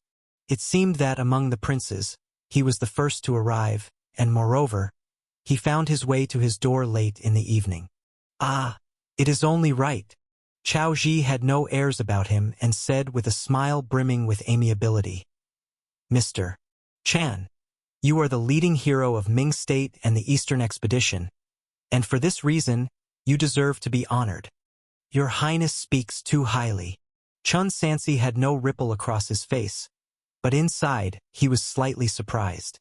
Because the 12th prince had spiritual energy within him. This Chao family was truly intriguing. Chapter 373, Exploring the Secret Realm. The old emperor of the current dynasty practiced immortal law, his level of cultivation unknown. The current crown prince, secretly allied with the incense god sect, his bottom line unknown. Now a 12th prince has emerged, his body flowing with spiritual energy, his strength equally unknown. Yet to appear are the 4th prince, the 7th prince, the 8th prince, the 10th prince, and the 11th prince. No wonder, in the incense fire divine sect's words, Lingzhou is the capital city is Lingzhou.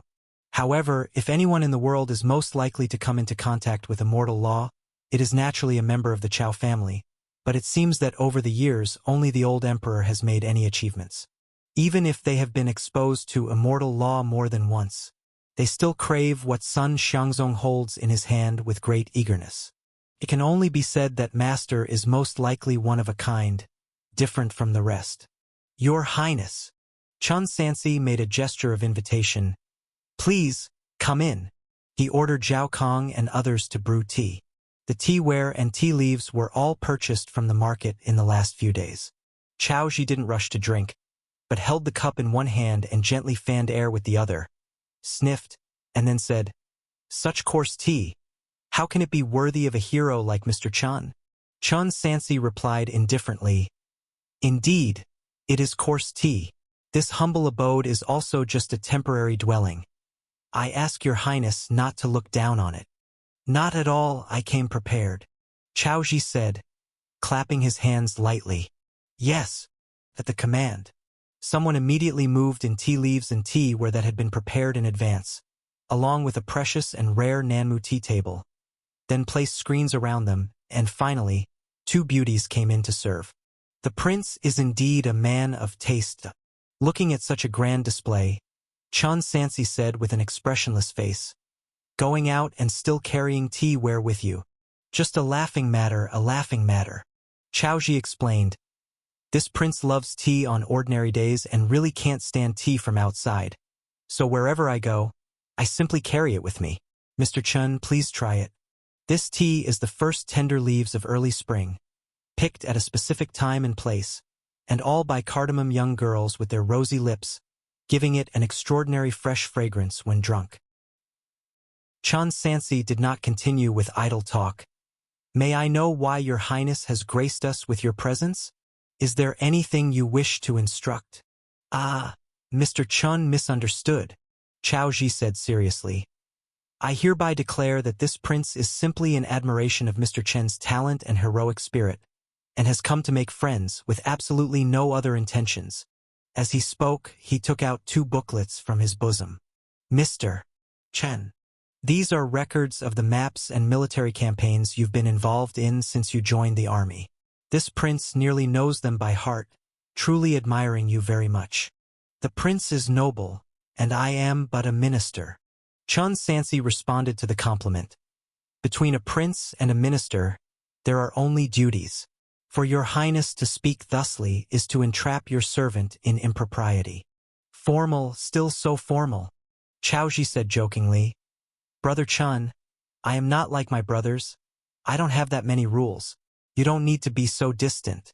If Mr. Chun is willing, let us become sworn brothers today. He sent away his attendants. I was born in the last month of the 53rd year of the Longqing era, half a year younger than Mr. Chun. How about from now on, I address Brother Chun as Big Brother? Don't worry, this matter will be known only between the 2 of us and will not bring you any adverse effects. The 12th Prince. He was the only son born to Emperor Longqing after beginning his Taoist practice and the last born, younger even than Prince Chaofan. Your Highness!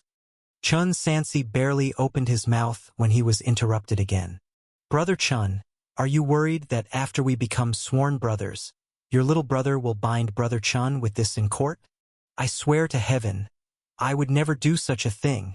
Big brother above, please accept your little brother's bow.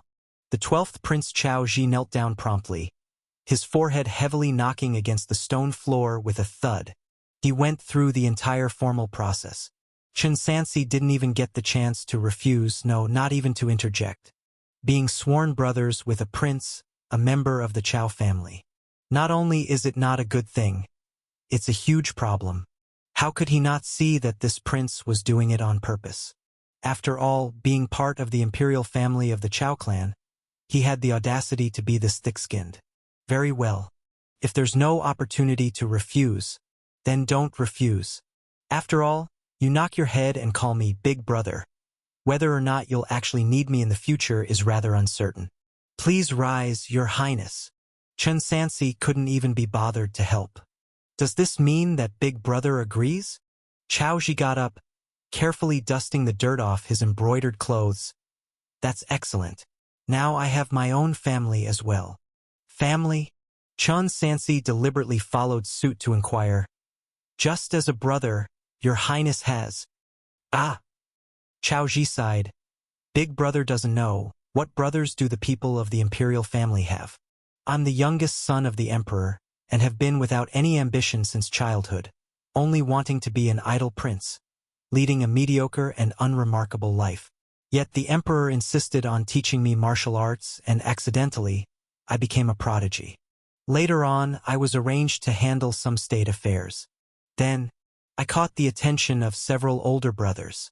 Had it not been for the position of the commander of the Genie Guard at hand, I would have struggled to even keep my life safe. Dynastic struggles. Individuals, families, the emperor, old court allies, intricate and complex. Often personal ambitions are irrelevant. There will naturally be forces pushing you forward. But Chun Sansi had no interest in listening to this person's half-truths and complaints. He asked, "Your Highness tells me all this, for what purpose?" "Big Brother, don't misunderstand. Although it's my first meeting with Big Brother, I felt an instant camaraderie. Thus I couldn't help but pour out the bitterness in my heart. And at the same time, it is a warning for Big Brother." Chapter 374. Exploring the Secret Realm _2. Chao Ji said solemnly, "In a couple of days, my fourth brother and eighth brother will definitely come to win over Big Brother. Big Brother must be wise to protect himself and not rashly get involved with any side."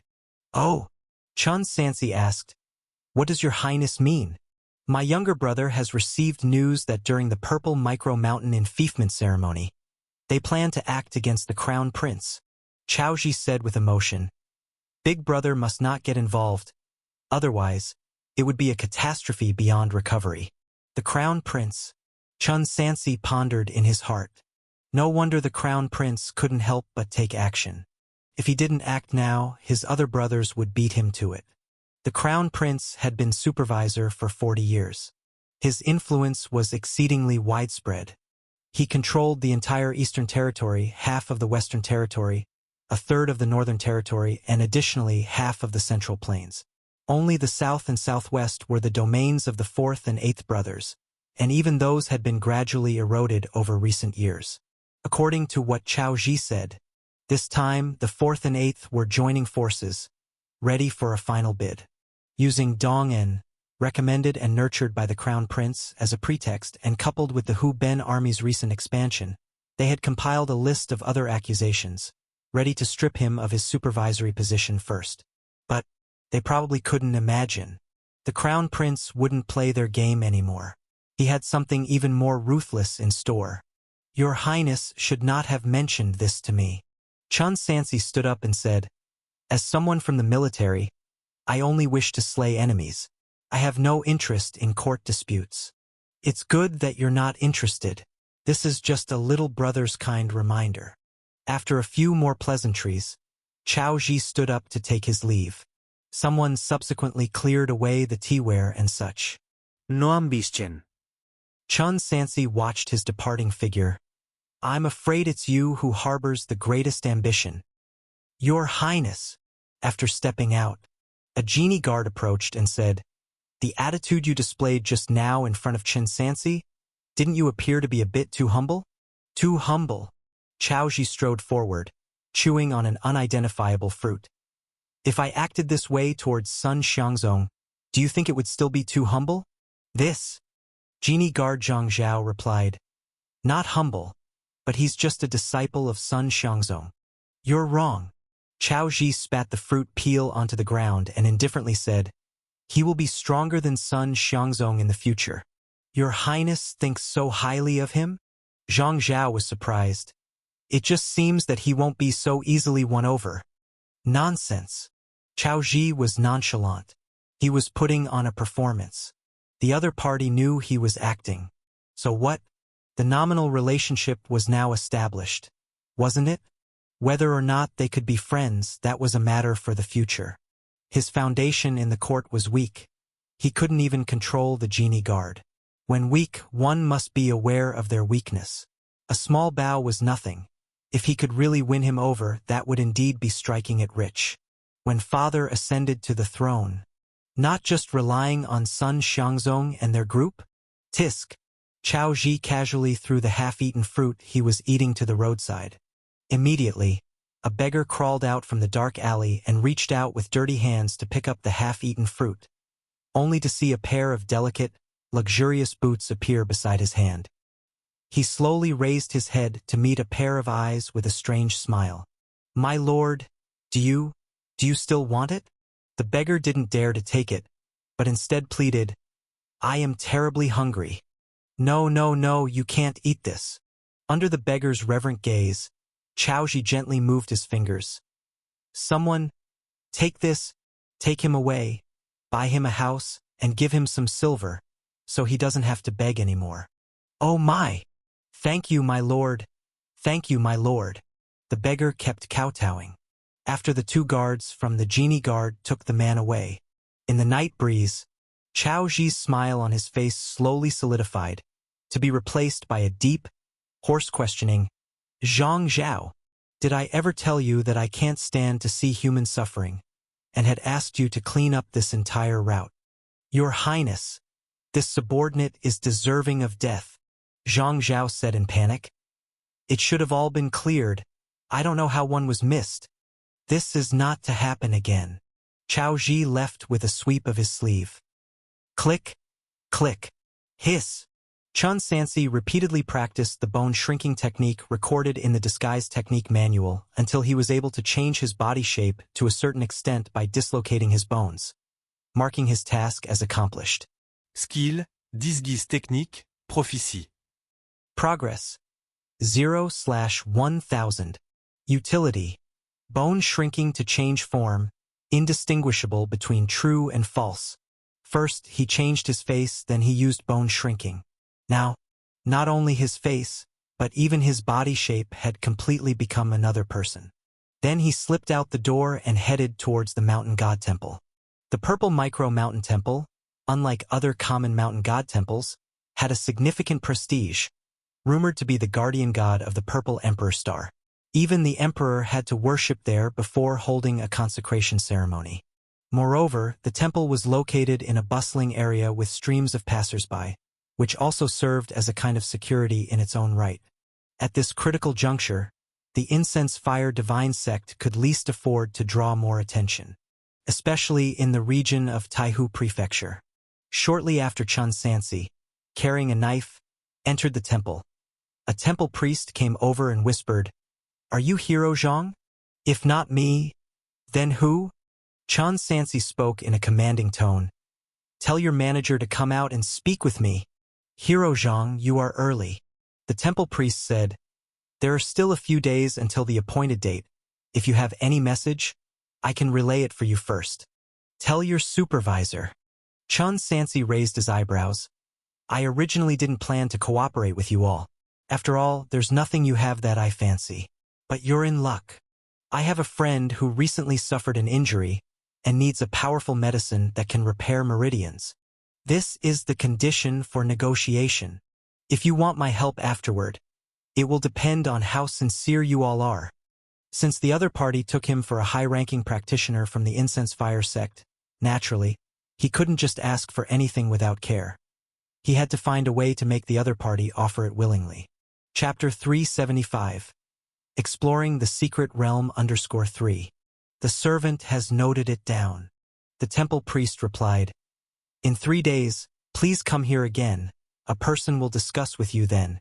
Chun Sansi snorted disdainfully and turned to leave, vanishing from sight.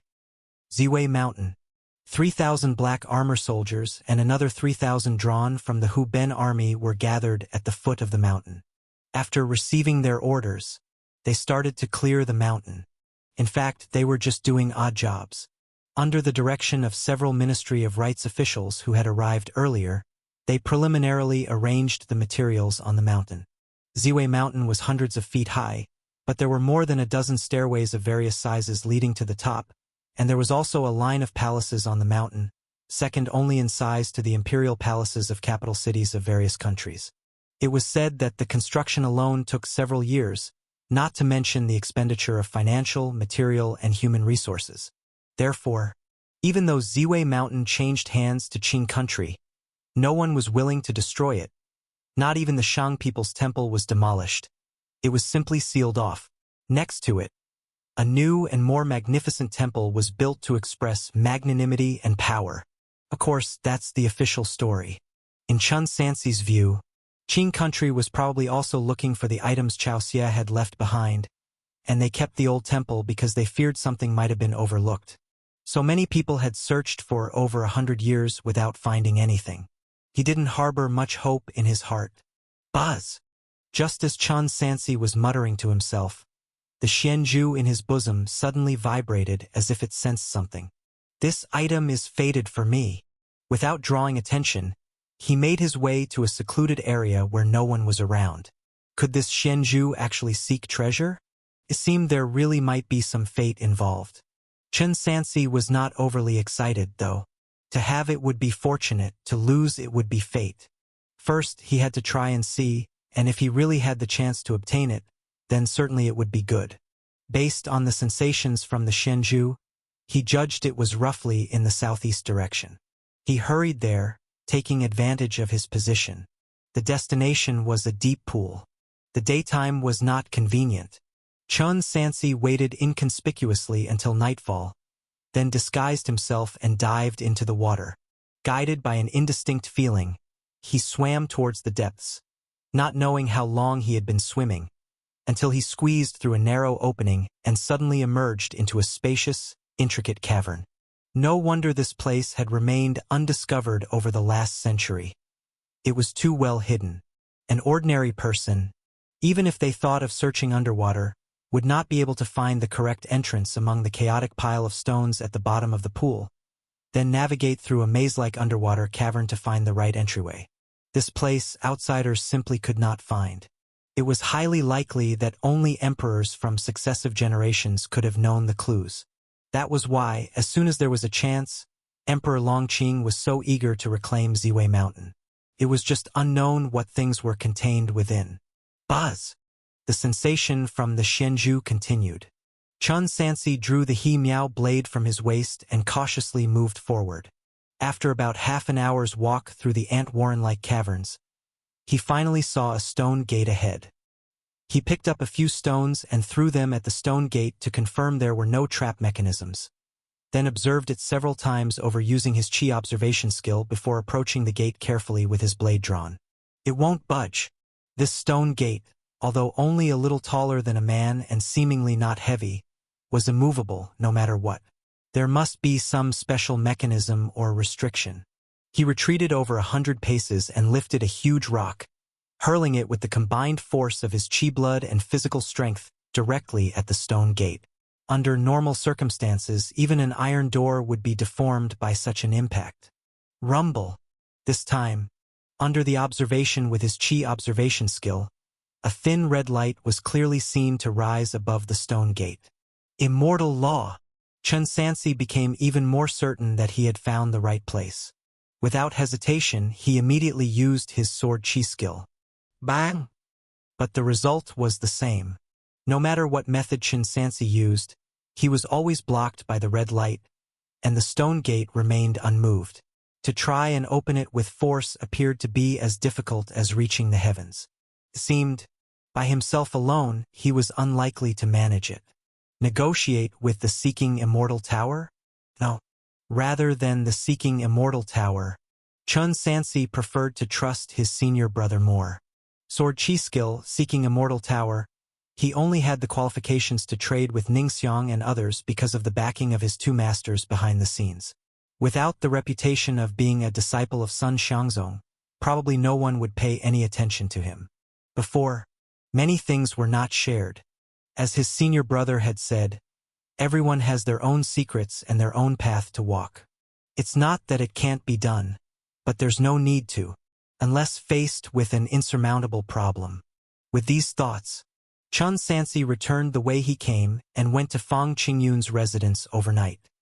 He relayed the information provided by the Seeking Immortal Tower eunuch and his own discoveries, giving a rough account. Fang Qingyun had already lain down, wearing only his undergarments, and his already pale complexion looked even whiter under the candlelight. Is it because of the flute? Chen Sansi noticed that since the end of Hulaguan, his senior brother had started to fall ill and convalesce. No. Fang Qingyun gently shook his head. The flute will deplete my essence blood, but my illness has persisted for a long time and is unrelated. Continue, junior brother. Chen Sansi continued, that's roughly what happened. Indeed. Fang Qingyun wasn't surprised. 30 years ago, His Majesty had asked our master to attack 3 states, but at that time we had just gone through several years of war. Our master didn't want to exhaust the military and used seclusion as an excuse to hide away. He was so eager, we suspected that there might be something on Ziwei Mountain. It's unexpected that junior brother, by a twist of fate, found it. Based on your description, there must be a restriction there that requires a special magic skill to open. After opening the door, there may even be dangers within. Unfortunately, your senior brother really can't help you. Chapter 376. Exploring the Secret Realm _4. Master is not here either. If junior brother really wants the item inside, you can try to work with the people from Seeking Immortal Tower, but remember they are usually reliable on ordinary days. Yet once it involves anything related to Immortal Trace, they become crazed, and it's possible they might even slaughter each other, let alone you. Besides, I speculate that it's easiest for a Chow family member to acquire the object. After all, it's something left by Grand Ancestor. Surely he wouldn't want just anyone to benefit from it casually. Chun Sansi nodded. Senior brother, what do you think Chow Xie left behind? Could it be some treasure? Most likely. Cough, cough, cough. Fong Qingyun started coughing. Chun Sansi hurriedly went to get some hot water. Senior brother, otherwise, I'll go back first, and we can talk after your injury is better. No need, it's nothing serious. Fong Qingyun took a deep breath to calm himself. What Chow Xie left behind must be something that could help him stabilize the Chow family's realm, and possibly, an item that could lead to the Immortal Realm. To the Immortal Realm? Chun Sansi looked somewhat yearning. Is there really an Immortal Realm? There is. Fong Qingyun changed the subject. These matters Master and I originally planned to discuss with you after you've grown a bit more, but now that we've come across them so early, it's not harmful to talk about it now. Junior brother, in your mind, what is the Immortal Realm and what then is an immortal? It's not that I'm asking this. It was Mr. May who asked Master a long time ago. Mr. May? That immortal? Chun Sansi thought about it and naturally answered. Isn't the Immortal Realm the land of the immortals, with endlessly beautiful scenery, and the immortals are naturally carefree and immortal beings beyond this world? Isn't this what those who seek the path to immortality pursue? Master and I initially thought so too. Fong Qingyun sat in the courtyard, looking at the bright moon in the night sky, his expression somber. But the truth is not so. The immortals I've met are the most selfish, most greedy people, cunning and insatiable, stopping at nothing for eternal life, no different from the officials of this mortal world. Do you know our master actively abandoned the immortal path? Otherwise, by now, he should still be very young. Let's not dwell on the past. In short, I want to tell you, senior brother, that the pursuit of immortality may lead to great disappointment. Even so, do you still want to give it a try? Chun Sansi's silence gave the answer. So be it. Fong Qingyun said with resignation. Master and I, we never intended for you to walk this path. But since you wish to, naturally, it's up to you and no one will stop you. What's more, even if you don't touch on these matters with Master around, your future achievements will not be less than His Majesty's. How could I know if I don't try? Chun Sansi, considering his journey in this life, naturally wanted to explore and see. As for what the immortals are really like, one look suffices. Then just do as you wish. Fong Qingyun reminded, take care of yourself. Always act within your capabilities. Don't worry, senior brother. I won't force things. Chun Sansi said, sending his senior brother back to rest in his room before taking leave. Cultivation technique, National Gardien Dragon Spear. Meridian Passage, small achievement. Progress, 1250/2000. 2 days later, Chun Sansi woke up early, first practiced the spear, and then went to work at Ziwei Mountain. A part of the palatial residence had already been tidied up. The Crown Prince and the 12th Prince had settled in a side palace, and some higher-ranking officials were accommodated within Tai Lake Mansion, and finally, the eunuchs from the palace. There were several hundred eunuchs who had come. Among them were the chief eunuchs from Ritual Supervision, including that eunuch from Seeking Immortal Tower, Liao Shizhong. His disguise technique was rather crude, and with Chun Sansi's chi observation skill, the fact that his martial arts cultivation as well as his spiritual cultivation were identical made it easy to deduce they were the same person. Eunuch Liao. That was his real title. After observing for 2 days, there were quite a few from seeking Immortal Tower. A rough estimate put the number at over a dozen, some officials, some eunuchs, and some posing as clerks. Then there was the Incense Fire Divine Sect. The Incense Fire Divine Sect was even more straightforward. They simply disguised themselves as the Hu Ben army. This Qi observation skill is truly handy. For Chun Sansi, it was like he had an identity scanner, able to see through anyone's real status at a glance. Brother Chun. Yan Chongqing found him. My father has prepared a feast in the mansion and invites Brother Chun to join us. I sincerely hope you'll honor us with your presence. Mr. Yan's father. Chun Sansi of course knew. Yan Chongqing's father was none other than the son of the chief minister. Known as the young pavilion master, Yan Maoxing, who held multiple positions, including Minister of Ministry of Industry, and was a major figure in the court. It was rumored in the court that Yan Liang was advanced in years, and once he completely stepped down, Yan Maoxing would succeed him as chief minister. Is there something the matter? There shouldn't be.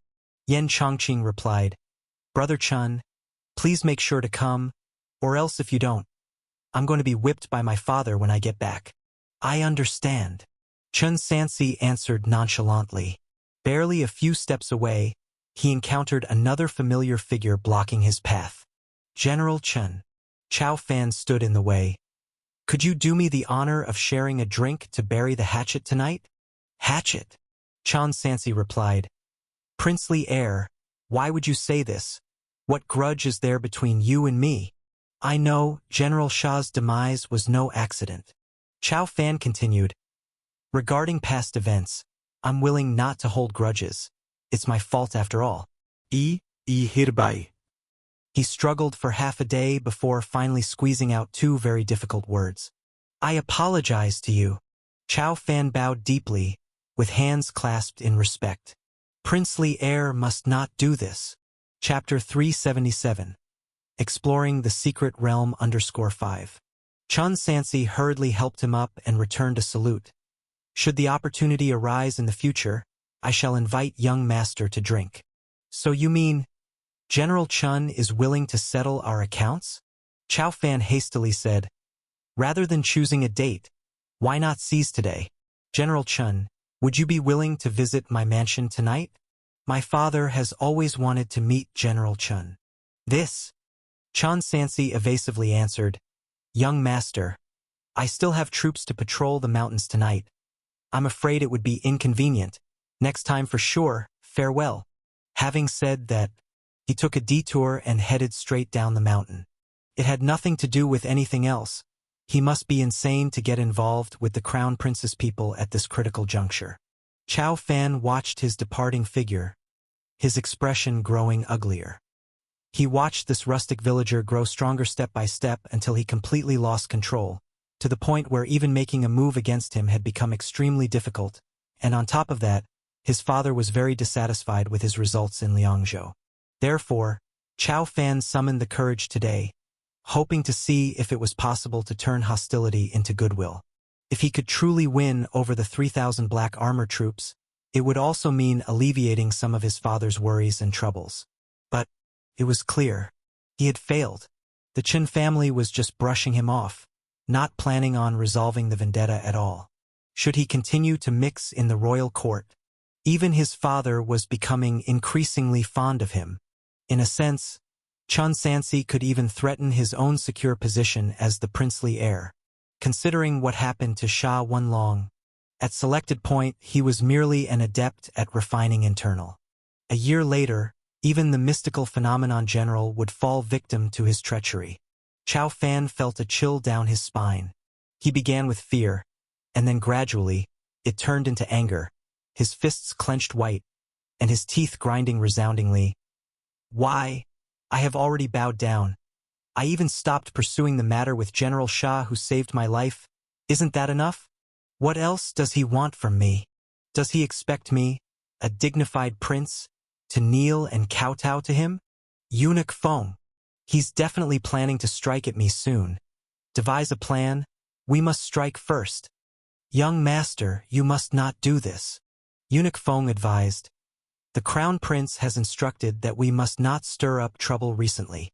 It's not that I want to stir trouble, Chow Fan retorted bitterly. He will definitely not spare me. Do you want to watch me die? General Chui, General Fan, can you speak to them for me? This? I'm afraid not. Eunuch Feng said. General Fan is busy with urgent matters. General Chui may indeed be responsible for protecting you.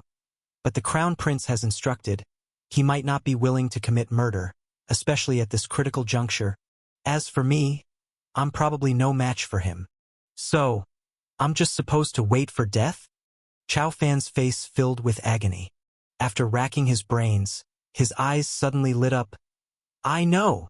There's still one person. Whom do you mean, Your Highness? Shang Lai Hero Shang. Brother Chun, was the princely heir trying to invite you? Yen Chongqing, who had been kept away, caught up and reminded. You must absolutely not go. As I know, recently Prince Qin and Prince Qi have gathered quite a bit of evidence against the Minister of War, Gao Bo and others, all affiliated with the Crown Prince. So, Brother Chun, you should understand the implication of my words, right? It's best not to get too close to them recently. The Emperor rarely attended court. Most often, he held cabinet meetings in the Longevity Palace. This Ziwei Mountain sanctification was a rare grand occasion where civil and military officials gathered together. Therefore, it also became a good opportunity for other princes to impeach and seize power. Mr. Yen, I understand. I will attend the banquet if I find the time, and if I really cannot manage, please apologize to your father on my behalf. Chun Sanxi's ears began to ache. Was this what it meant to be an official at court? In barely any time at all, one after another came knocking at his door, essentially forcing him to take sides. His principle was neutrality. If he could avoid taking sides, he would do so as much as possible. It didn't matter to him whether the Crown Prince or the Emperor died. But the problem was, being a person of little influence, he did not actually have the privilege of neutrality. Should push come to shove, then Chun Sanxi had only one choice left. Whoever won, he would help them. Sure enough, before Chun Sanxi even reached his front door, he saw carriages lined up and guards arranged neatly. Mr. Chun, a person dressed like a steward said, I am the steward of Yen Mansion, on the orders of the young pavilion master to specially wait for Mr. Chun. Mr. Chun need not worry about the troops. My master will arrange everything properly for you. It won't count as desertion. Chun Sanxi simply had no excuse to refuse. The Yen party was at least the emperor's faction. Interacting slightly with them was better than getting caught between several princes. There was no escaping now. He didn't refuse any further, just determined not to make any commitments once he arrived at the place. Sitting in the carriage, swaying. After half an hour, the carriage finally stopped in front of a prince's mansion. This place used to be a mansion of a prince of Qing country. Now it was being used as a temporary residence by Yen Maoxing. Inside and outside the mansion, security was tight. As soon as Chun Sanxi entered, even Yen Chongqing, the young master of the mansion, was stopped at the door. He found this strange. Mr. Chun, wearing a bright red official robe, neatly dressed, and dignified in bearing, Yen Maoxing came forward to greet him. Finally, I have been hoping for your arrival. Through numerous battles, you have taken great care of my son and helped him achieve many military feats. I have long wanted to show proper gratitude. Mr. Yen is too kind. Chun Sanxi followed him into the side room. At the round table, there were also two middle-aged men sitting, judging by their attire, undoubtedly nobles. Mr. Chun, let me introduce you. Chapter 378. Exploring the Realm _6. Yen Maoxing said, This is Prince Qin, and this is Prince Qi. Prince Qin and Prince Qi correspond to the 4th prince and the 8th prince. Chun Sanxi was somewhat surprised. How could this be? There's no escaping it? Moreover, something seemed amiss. The Yen party was the emperor's glove. He could tell. Under these circumstances, why would Yen Maoxing dare to get involved in the dispute over the crown prince? Wasn't this committing a grave taboo? And it was not just that. Chun Sansi had heard from Yen Chongqing that his grandfather, Yen Liang, because of his old age, had not yet arrived. Plus, with the guard in the residence, it felt like they were sneaking around. Was Yen Maoxing contacting princes behind his father's back? It was quite chaotic. The father and son, the sovereign and ministers were all playing mind games with each other. Fortunately, around the banquet table, Yen Maoxing and the others merely tried to coax him indirectly without openly asking him to do anything. So this banquet passed in a blur. The two princes, however, did not exude spiritual energy or anything like incense, just normal martial arts practitioners. I need to move in with my senior brother. Chun Sansi made up his mind. This way, these people will stop coming to me constantly, and I can also take care of my senior brother's health, right? I should visit the mountain god temple today. He changed his appearance, once again adopting the look of Lai Zi, taking advantage of the morning when it was most crowded to arrive at the mountain god temple, grabbed the temple priest by the collar and demanded from a position of superiority. Boy, does this great hero have what he requested or not? Great hero, someone is waiting for you, the temple priest respectfully said. Right in the small hall next door. I presume you must be Hero Zhang? Chao Fan, clad in common clothes, appeared. By his side were Yun Xiaozi and others. Indeed, Chun Sansi squinted his eyes and sized up the other party. Youngster, who are you? Hurry and bring out what this great hero desires. Hero Zhang. Chao Fan took out a porcelain bottle from his bosom. This medicine can be regarded as half an immortal pill. Even my father only has this single piece. It is sincere enough. Please accept it, Hero Zhang. Your father knows his place. Chun Sansi unapologetically put it into his pocket, then squinted at them. What else? More. Yun Xiaozi and Ling Shuzi exchanged looks, finding this man a bit greedy. He reluctantly took out an incense burner from his bosom. Hero Zhang. This is 4 months' worth of incense accumulated by the mountain god temple. Our divine sect is also in great need, and we really can't bring any more. But once the deed is done, we will definitely provide enough for the hero. This is it. Chun Sansi showed his dissatisfaction. You, Yun Xiaozi and others wanted to say something, but were stopped by Chao Fan. Hero Zhang, whatever else you desire, just ask. If it's within our power, we will surely fulfill it. You've been. Chun Sansi eyed them carefully, searching for something on Ziwei Mountain recently, haven't you? Emperor Longqing wanted something on Ziwei Mountain.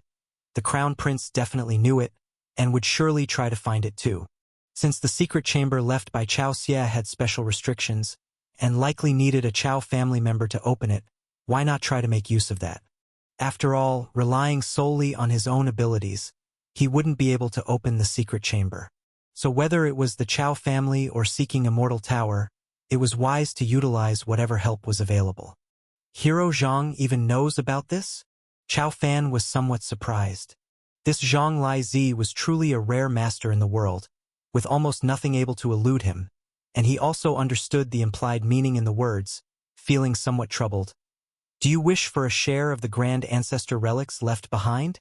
That might be inappropriate. So stingy, completely insincere. Chun Sansi spoke as he prepared to leave with the furnace tripod. Wait a moment. Let's step aside and talk.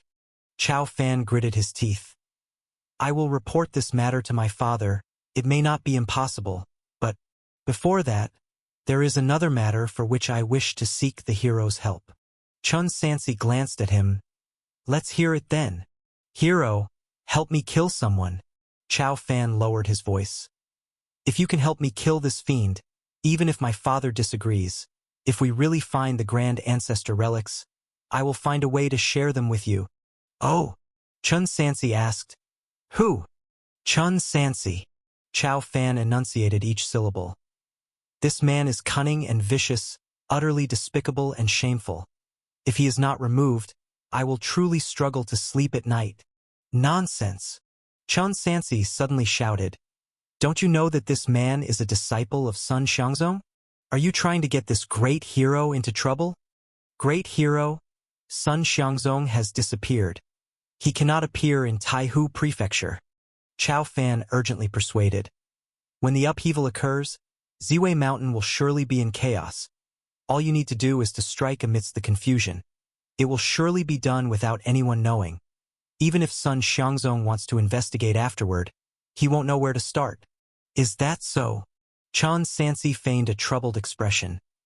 Your words offer nothing solid. Why should I believe you? All right. Chao Fan seemed to have made a significant decision, pulling out a jade pendant from his bosom. This item, given to me recently by my father as something to protect my life, but it requires cultivation of the incense fire divine Tao to be used, and I have no use for it currently, so I'll entrust it to Hero Zhang for safekeeping. After the deed is done, I will honor my promise and share the grand ancestor relics with you. Then you can return the item to me. That sounds more like it. Chun Sansi fondled the jade pendant. Since that's the case, I will agree to your request. I'll fetch Chun Sansi's head for you.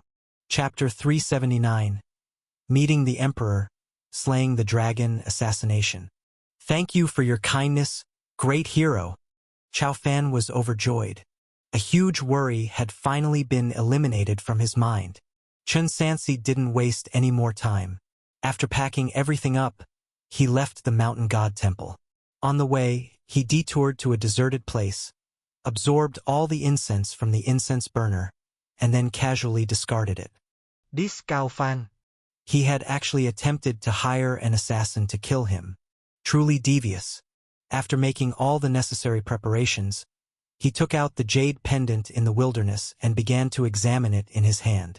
The object was called a jade pendant, but it was square in shape, lacking any sense of beauty, and looked very ancient. There were 7 or 8 cracks on it, and the only mystical aspect about it was the extremely fine and mysterious runes on it. So, how does it work? Maybe because they really thought Zhang Lai was an expert, the incense fire divine sect hadn't given him any common spells as gifts, not even the method to use the jade pendant. He had to try to figure it out on his own. When Chen Sansi mobilized the power of incense within his body, the jade pendant indeed reacted, absorbing the mystical energy of incense. Then it burst into a purple glow and, under his control, it spat out all the chi of incense like a dragon spitting pearls, transforming it into an attack method. Boom, boom, boom. In the small creek in front of him, a series of splashes erupted. The power was very ordinary though. It wasn't even as good as the sword chi skill at small achievement. This jade pendant can absorb energy and then release it. Chun Sansi had almost figured out its use. He began to try if he could directly absorb the sword chi skill into it and store it. This way, it could make up for the flaw that the sword chi skill could only be used once. Unfortunately, it didn't work. The jade pendant could only absorb pure energy, not already formed spells. That's right, if it could absorb spells, wouldn't it be able to block other people's magic? What else can it absorb? Chun Sansi hoped to fully develop the uses of the jade pendant. After repeated attempts, he was surprised to find that the jade pendant could also absorb flames, spiritual energy as well. Only he didn't have any on hand. Flames, abnormal fire too. Outside prefecture city of Taihu Lake, Chun Sansi found a tiger cave on a barren mountain. After killing a tiger with one punch, he chopped wood, smeared it with lamp oil, and then carefully lit it. Boom! The red flames soared up, illuminating the dark cave. Indeed, under Chun Sansi's control, the jade pendant began to suck in the immortal treasure strange fire like a dragon drinking water. But it seemed its capacity was limited. After a while, the number of cracks on it began to increase, and Chun Sansi immediately stopped. He guessed that this thing probably wouldn't last more than one use before breaking. That made sense. After all, Chao Fan hadn't cultivated incense fire magic, so giving him something better would have been a waste. Boom! Chun Sansi controlled the jade pendant. A red fireball shot out from it, striking the cave wall and directly melting the stone. What a good item! He finally didn't need to use methods like fire arrows anymore. That was too troublesome, especially since it required a process to ignite them. With this jade pendant, he now had a true weapon at his disposal. Chao has really made a big investment to kill me. Need to break through the sword chi skill as well.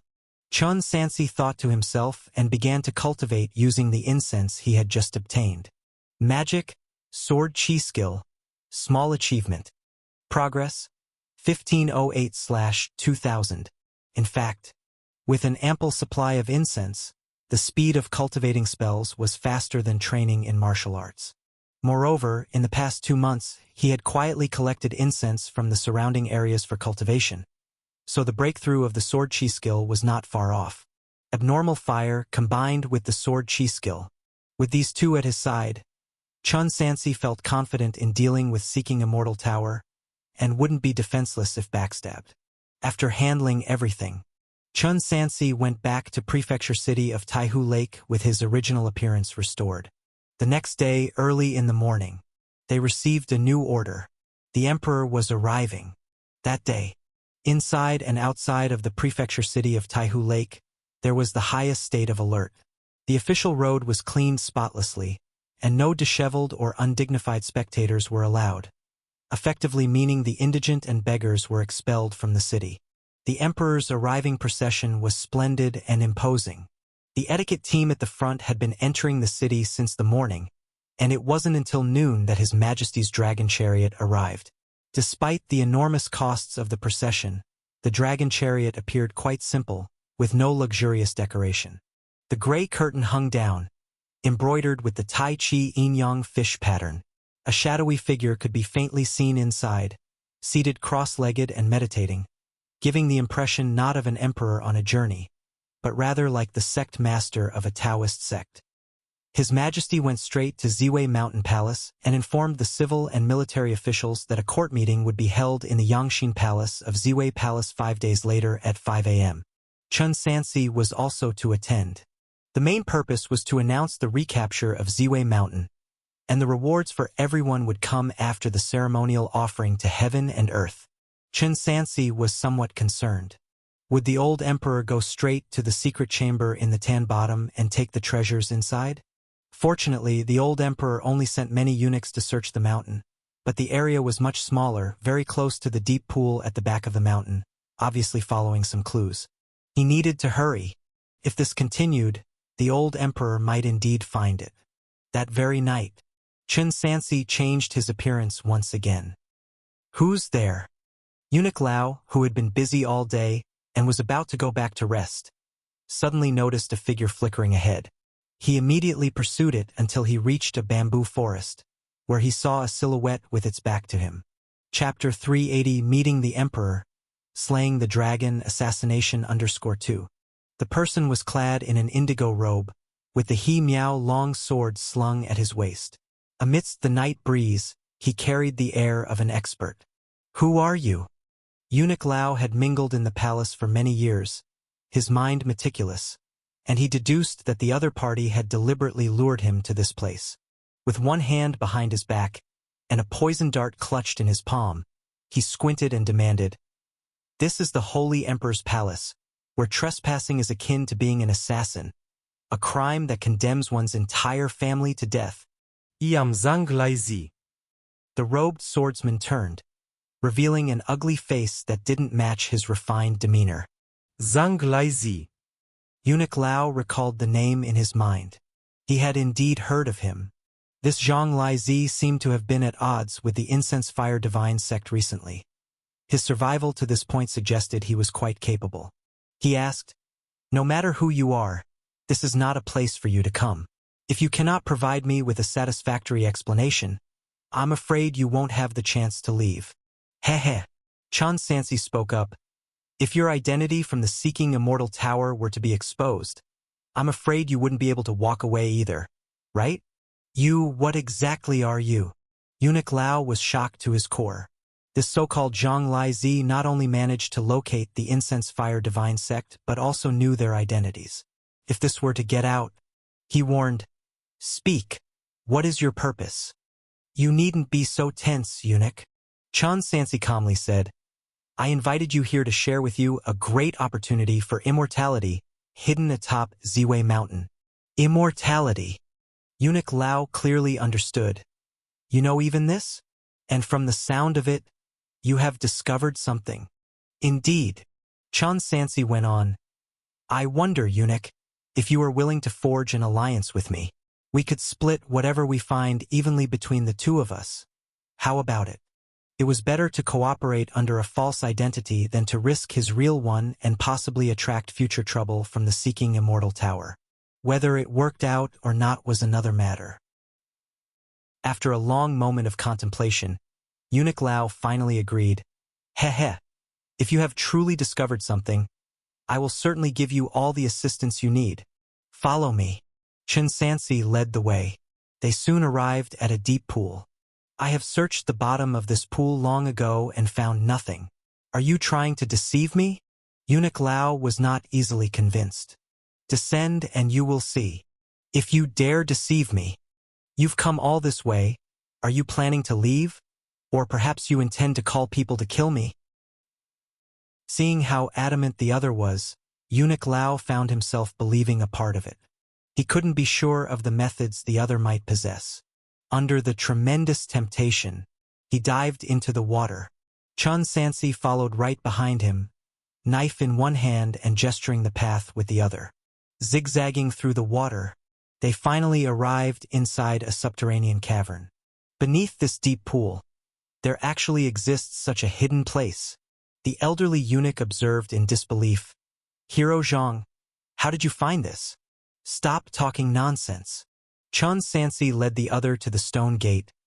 You, open this gate.